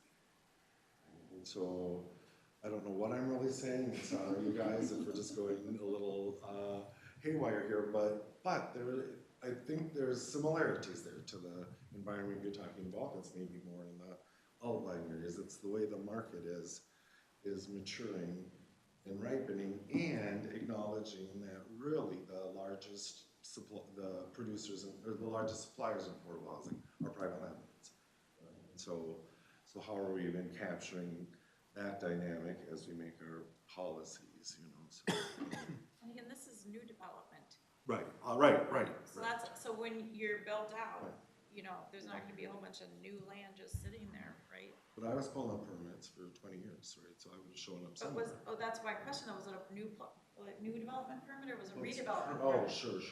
So that was my question They were early on, permitted. because Oh, yeah, redevelopment, yeah. there's a lot, that's where you're starting to, the game is being played. Yeah, it's added units to the market. Regardless of redevelopment or greenfield, it's all those permits. Okay, well, that's Yeah. not what we Permits. get. So that's assumption is very different. If you tore down a failed business and put an apartment building there, that counts. That's development, yeah. Okay. I'm just gonna, not to derail this, but also say we're gonna be having a lot of housing policy plan conversations in the coming months and year, and so some of this is great. Will be a great idea for some of those where we can dive in a little deeper on what's really making the market But work. you want us to stay on task. I'm just putting that out there as like, we don't have to solve this tonight, but I think you're bringing up really important questions. But I'll just say, from the side of the table, if we don't understand what your slides Yeah. are saying, this is not gonna help us. So, you know, that's why we dig a little. Yep. Are we ready to go to the next slide? Okay. Great, so we looked at kind of the distribution of affordable housing units produced through permits that we saw permitted. And here's the distribution by income band. So in 2022, we saw a large increase in affordable housing production in the region, most likely due to developers taking advantage of those low interest rates in 2021, and development just increased throughout the region. The number of 30% AMI or less permitted units, also called deeply affordable housing, increased significantly in 2022, but it's good to point out that there's still less than 10% of the overall production of housing in the region. And as a reminder, our current decade of 2021 to 2030, region's allocation of affordable housing need is over 21,000 units in that 30% AMI or less category. You're using the 15 county here, not 7 county. What was that? You're using the 15 Median county. income. Because earlier we saw that 7 county goes way up. So this is the median income as set by HUD, which would be that 124,000.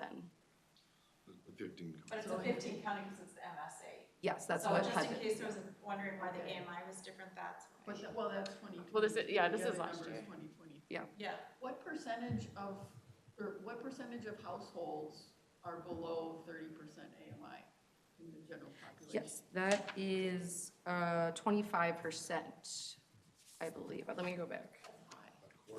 Oh, 25% or 50% AMI or less, I'm sorry. Okay. Yeah. And these are permits pulled in that year, meaning that they might not be completed yet.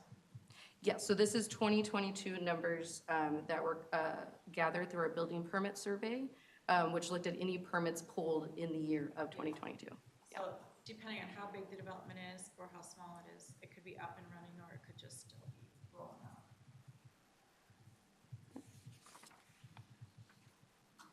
Great, so how does LCA factor into the development picture of the region? Here we have our LCA participants, and they're overlaid over the community designation of the region. And then That was fast.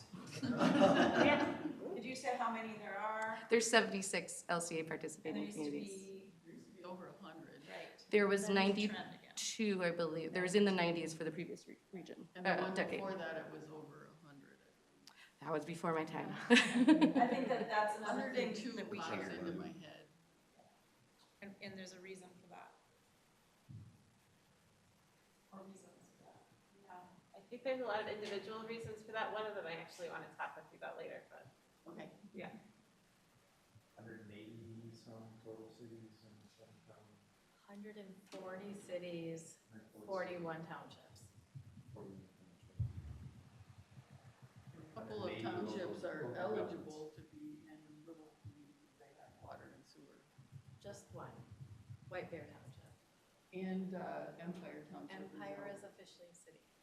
Oh, that's right, they switched. Yeah, and Credit River just became a city too. They just became a city.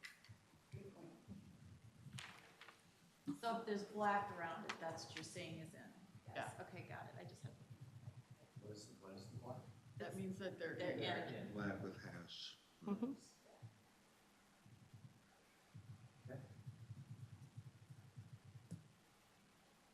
Great, so in the last 3 years, the LCA has awarded 173 grants totaling over 79 million. So this map shows the distribution of those grants over that previous map you saw of kind of all of the commercial and residential permitted units. So you can see where those projects fall relative to the development of the region in the past 3 years. What is not included here, so over 30 cities have been awarded grants. What's not included is any scattered site grants. For example, when a county is awarded a grant and they build houses in multiple cities, those aren't represented in a single point. And do you know how many applications there were?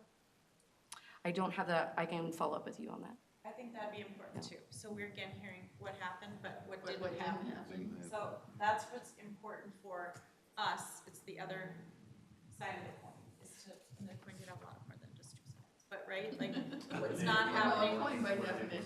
Well, I'm just saying, you know, just, but also, and Sarah will get to it, but the why will come too. But that's important to know what that trend is. Because I know when at Metro Cities, we would watch this stuff and even. Well, the county lines aren't lined out here, but if you can kind of visualize in your head, you can see that almost all of those yellow dots are in Hennepin and Ring. And suburban communities have a couple dots.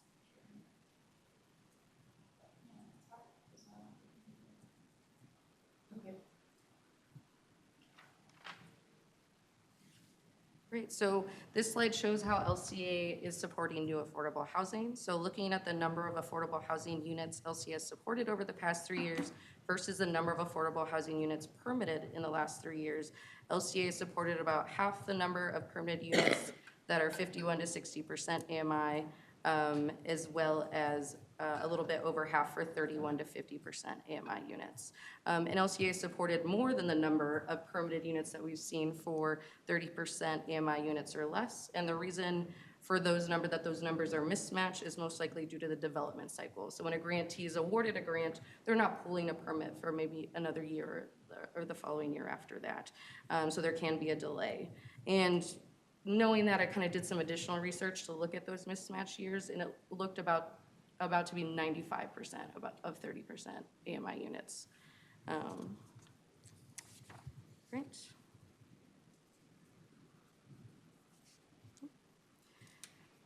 And then another topic that got brought up in past meetings from y'all is who's benefiting the most from LCA programs from a city-to-city perspective.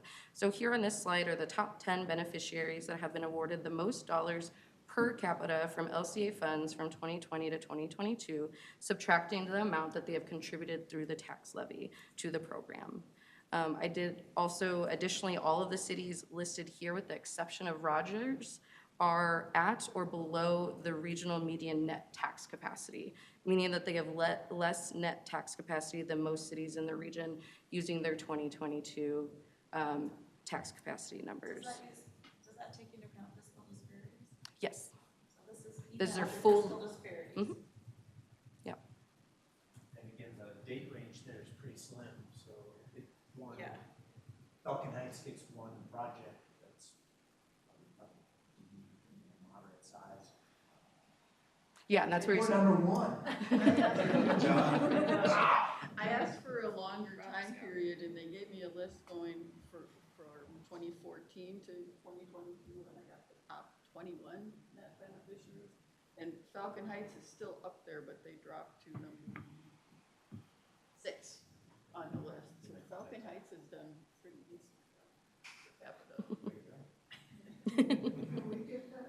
Yeah, we can follow up with more.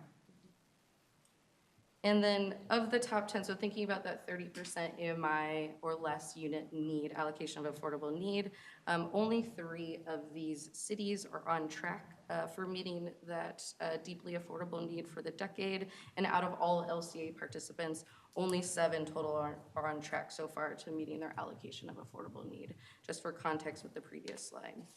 Do you ever, so I'm gonna, I'm just looking at a couple of these communities on here. So some of the communities, interestingly enough, that have more affordable housing, and maybe this was before this big boom that we've been hitting lately too, until interest rates went up. Some of them were actually tearing down their affordable housing to build, the 3 and 4 bedrooms with the 2-car garages that could compete with suburbs because they were losing their families. So is there a dynamic at all in here that's taking place, in some communities that feel they're very overburdened already with affordable housing and, the things that are needed to support that? I guess can you clarify your question? Yeah. Answer a little bit of that for Yeah. Brooklyn Center Yeah. and Brooklyn Park. For one thing, those 2 cities do have a lot of areas that need to be redeveloped and are just empty. Yeah. They may have had businesses on them 40, 30, 40 years ago, and now they're just taking up.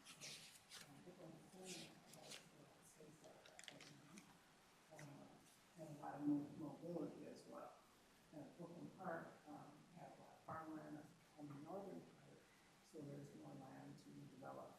I do know that they have, rehab programs or city-raised programs in Brooklyn Park where they were trying to convert some of these homes that were smaller, had the smaller kitchens, and they didn't have a single garage to make them more marketable so that, you know, it was more interesting, or not interesting, it was more valuable for developers to sell or for people to get more equity out of their homes, but, You're talking about like tear downs. Yeah, I'm just talking tear downs. I know you're talking about complete tear downs. No, but this is good, because it's part of it, like, Yeah. you know, rehabbing or trying to figure out what the next layer of housing options are in a community that's fully built, right?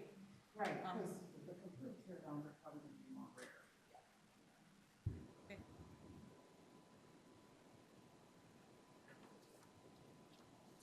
Okay, Marcus and Steven, I'm gonna skip your part, I'm so sorry. That's fine. We are running out of time.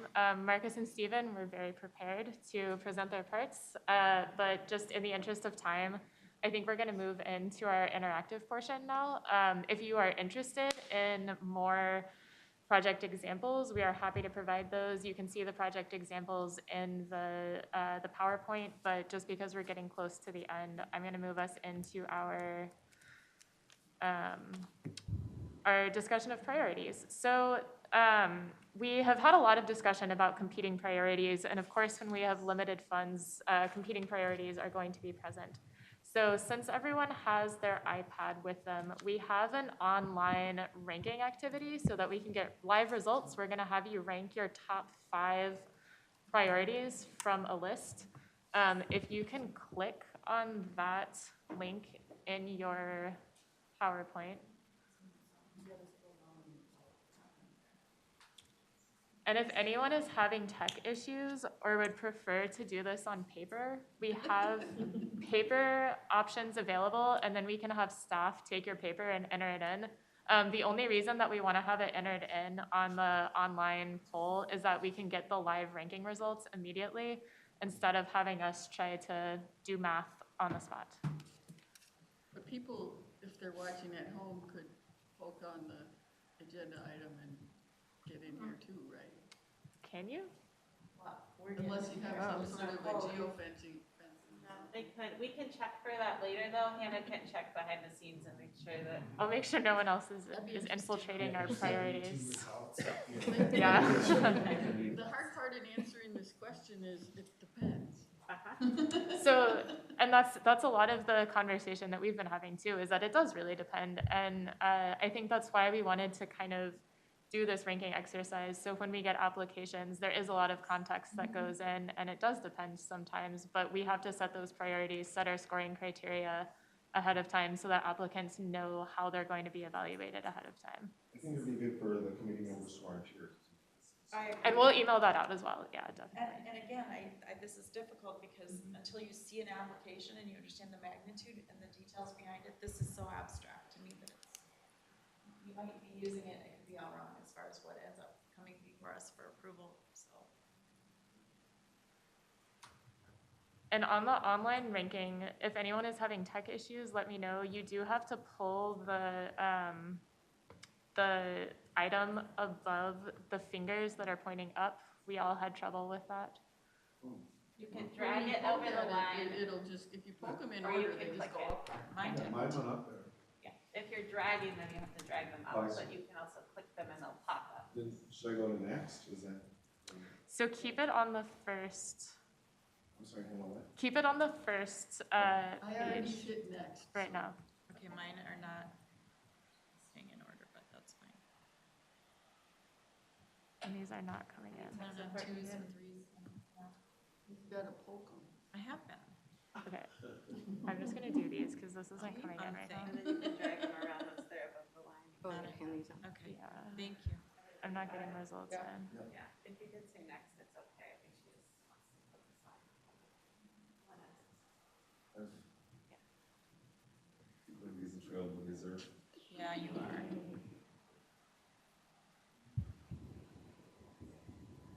Thanks, Yes, you can hit next. You can just go ahead and keep going. We we'll we just- can answer the next one? Yes, and so the way that the sections are set up, and we only need your top 5, you don't need to rank the entire list. The other 2 lists have more than 5 options, so you don't need to go through and order all of them, we just need your top 5. The second list is kind of getting into a little bit more nuance of that first list that you ranked. And then the third list is going to include the second list, but adds in another layer. So we want to see how your priorities will change when additional factors are coming into play. Would anyone like them written out? Just briefly, what does equitable development outcomes?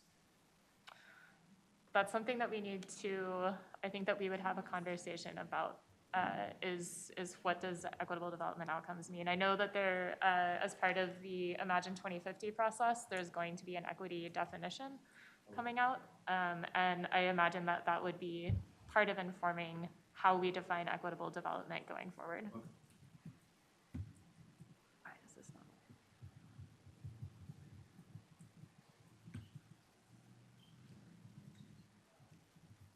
I would follow it after. And if you could just let me know once you've done your final submission so that I can make sure that we're getting these results in. What does accessibility mean in this context? So when we were thinking about accessibility, that could be cultural accessibility, that could be physical accessibility, but we were thinking about accessibility beyond baseline ADA requirements.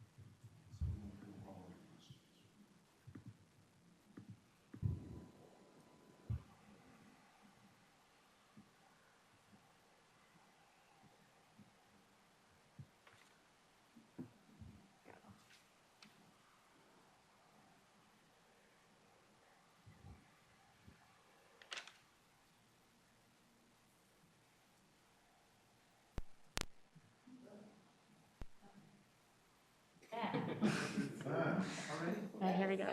They were all. What's the difference between the second one and the third? To add more choices. Keep giving you more choices on each one.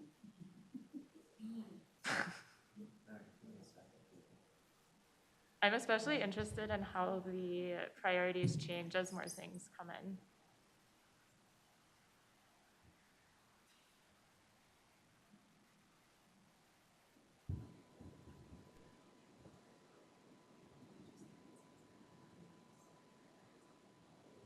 That's pretty sure.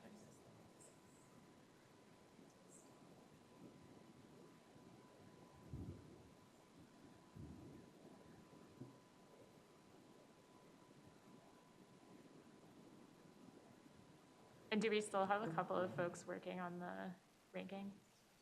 Everyone? Okay, everyone's done with ranking. Everybody's done. Wonderful. We, mine says 67% complete. Are yours also? Well, that means you have another screen. There's one more quiz.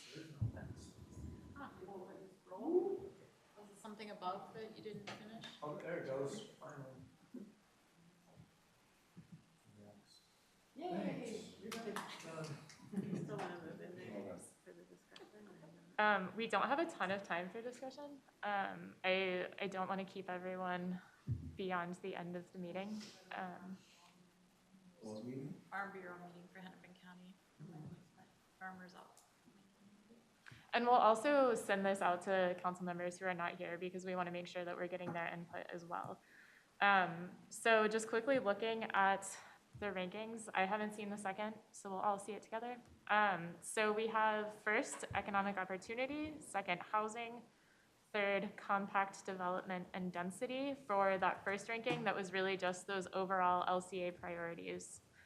I'm so excited.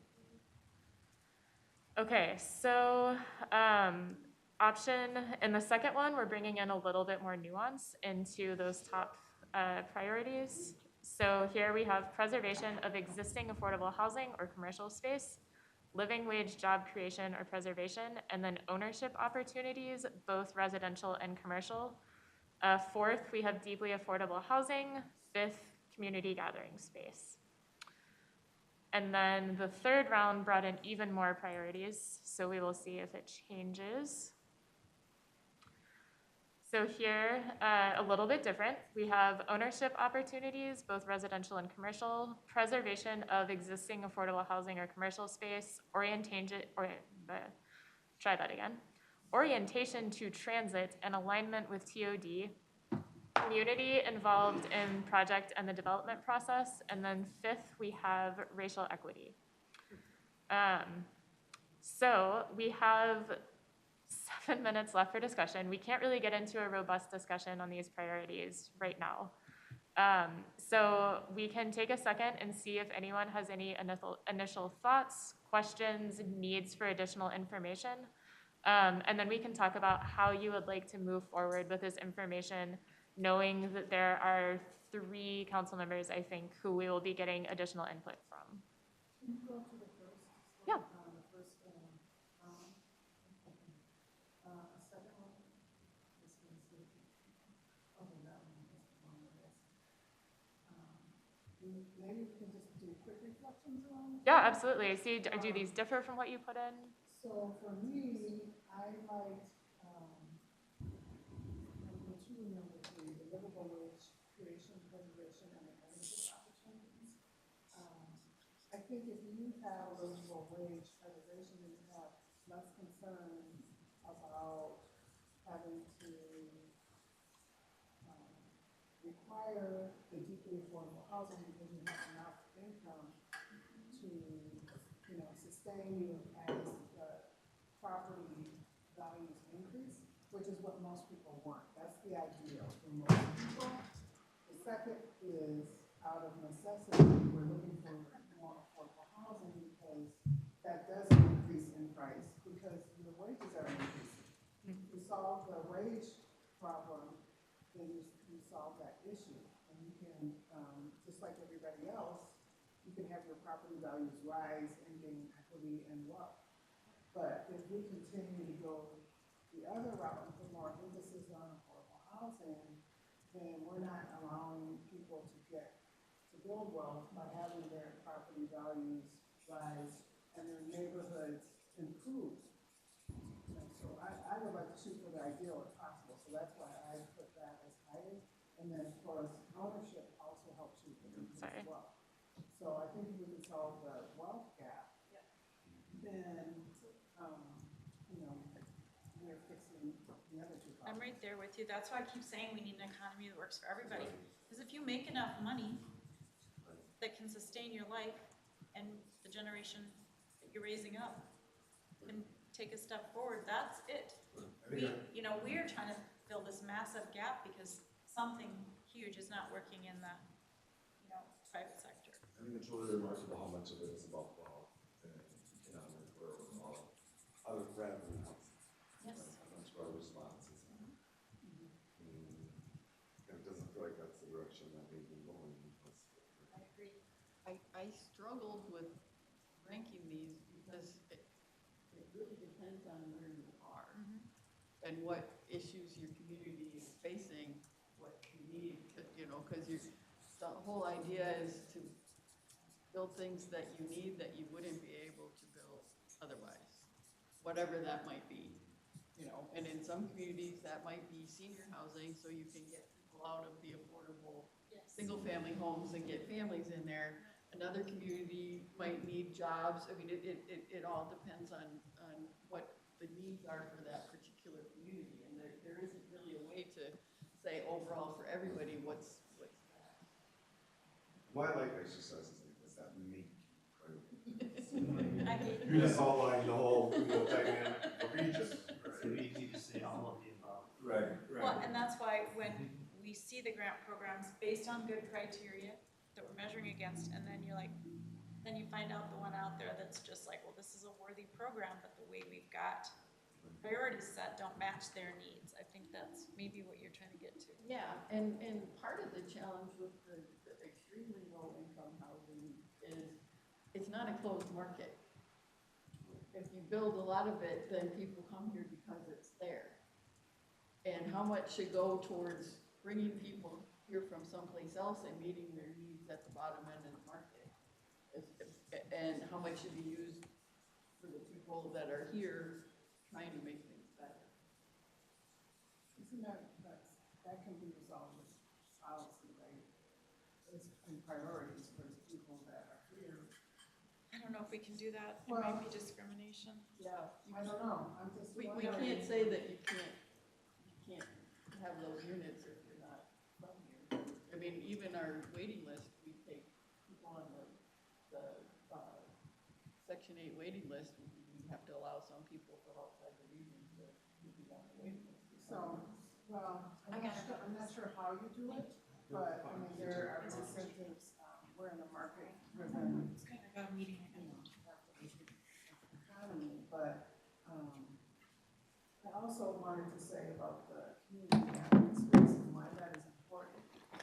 With a market-driven economy, it's important for people to have spaces where they can convene and develop their communities. If you don't have a space to convene and develop your cultural communities, you are going to be relying on other people to make decisions on your behalf. And you may not be strengthening the community. So I think that's why community gathering spaces are so important. If you don't have that, you're basically operating with your hands tied.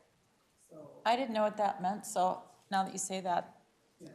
that makes the whole difference for me on what that is. I know we can look at the project examples, and that's true, but I love that juxtaposition arts was one of that examples. That's it's right what we were talking about, right? But now there is a place. Right, and we for have business entrepreneurial artistic incubators. There are people, immigrants and folks who, because of the way that housing has been developed and some of the restrictions that were put on certain communities, where they once maybe were together, now they're spread out all over the place. And it's really hard for them to get access to not only the leadership opportunities, but even access to cultural opportunities.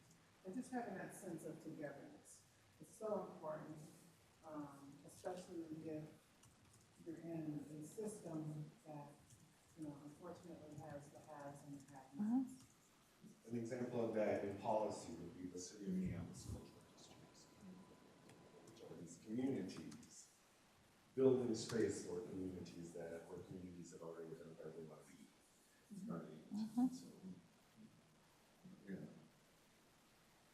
I wish there was a way that when we put the priorities together, to put together the program, to put the scoring together, that there was a way that I feel like we're trying to weed out, and I'd like to be able to bring in, so that if we found a really worthy project, whatever that means based on all of these things, you're like, well, gosh, I would have never thought of this, but look at it showing up, that there could be an exception to the rule kind of in every, we don't want to rule by exception, but I'd like to have an exception to the rule when good projects are coming forward that might not meet the deeply affordable.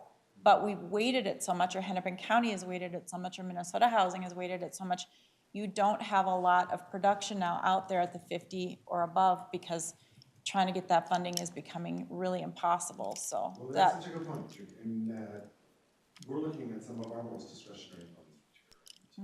So you have these other jurisdictions that are pointing us in a direction, but that doesn't mean that's the direction we need to go. That's kind of how I feel, and I'm not saying, their intentions are good, but, I don't know if we always have to fall in line. But the funder, if you're a development or if you're a developer, you're looking at all their criteria, right? But that is weeding out some stuff that I think could be good projects, but I gotta go, I'm sorry.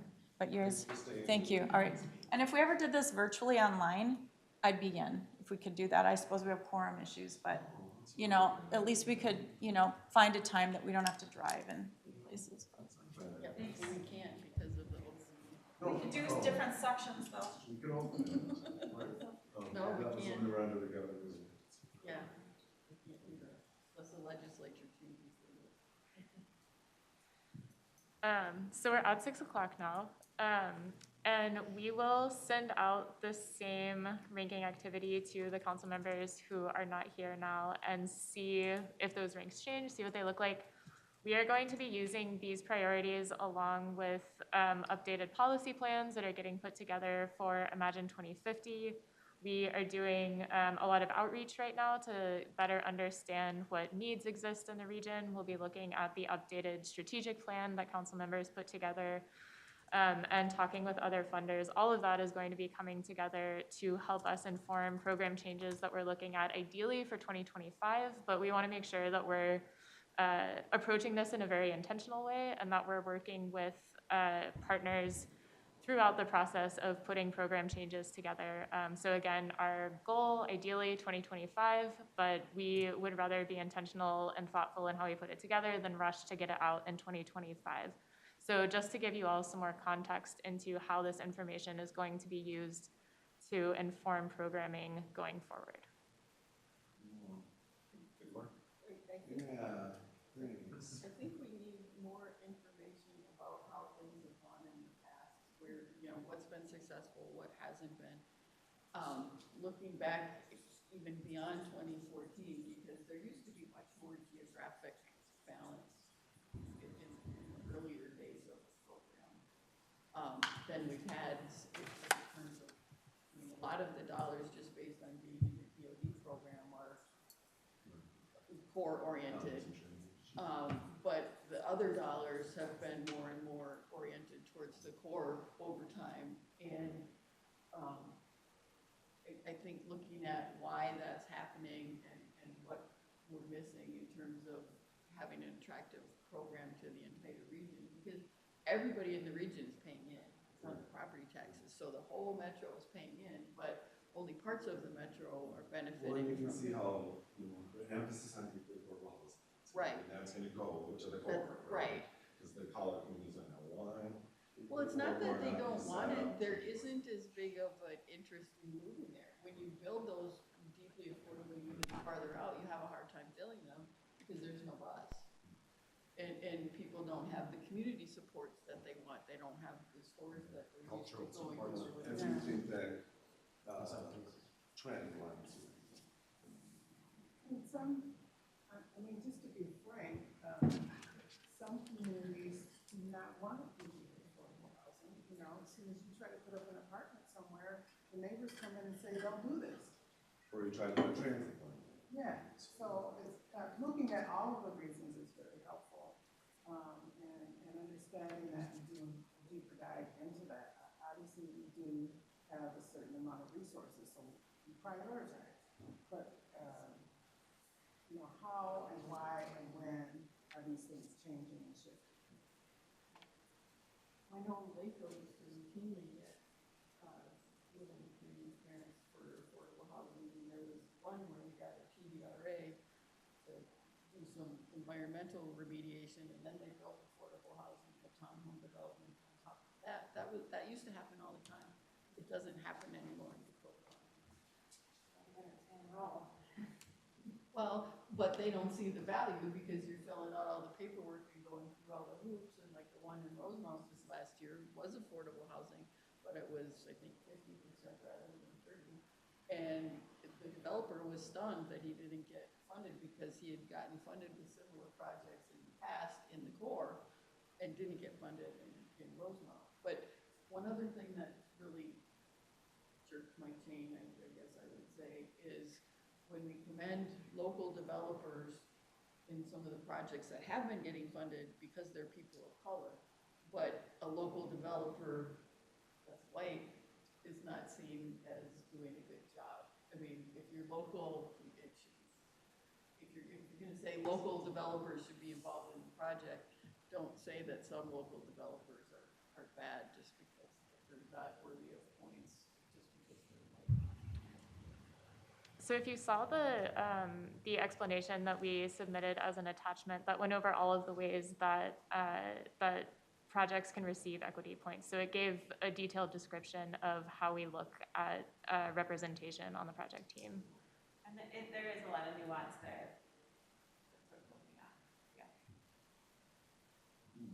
I like this. I wish we had a little more time. That's the way it goes.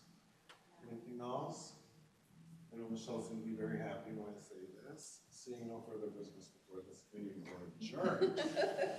Michelle's concerned we were going to actually. You thought we were gonna be here all night, or were you, that No. no one would actually say we are. Right, if you're not adjourned, we would be here all night, so thank you, making it official. Well, but there's no sharing, right? Because this is like,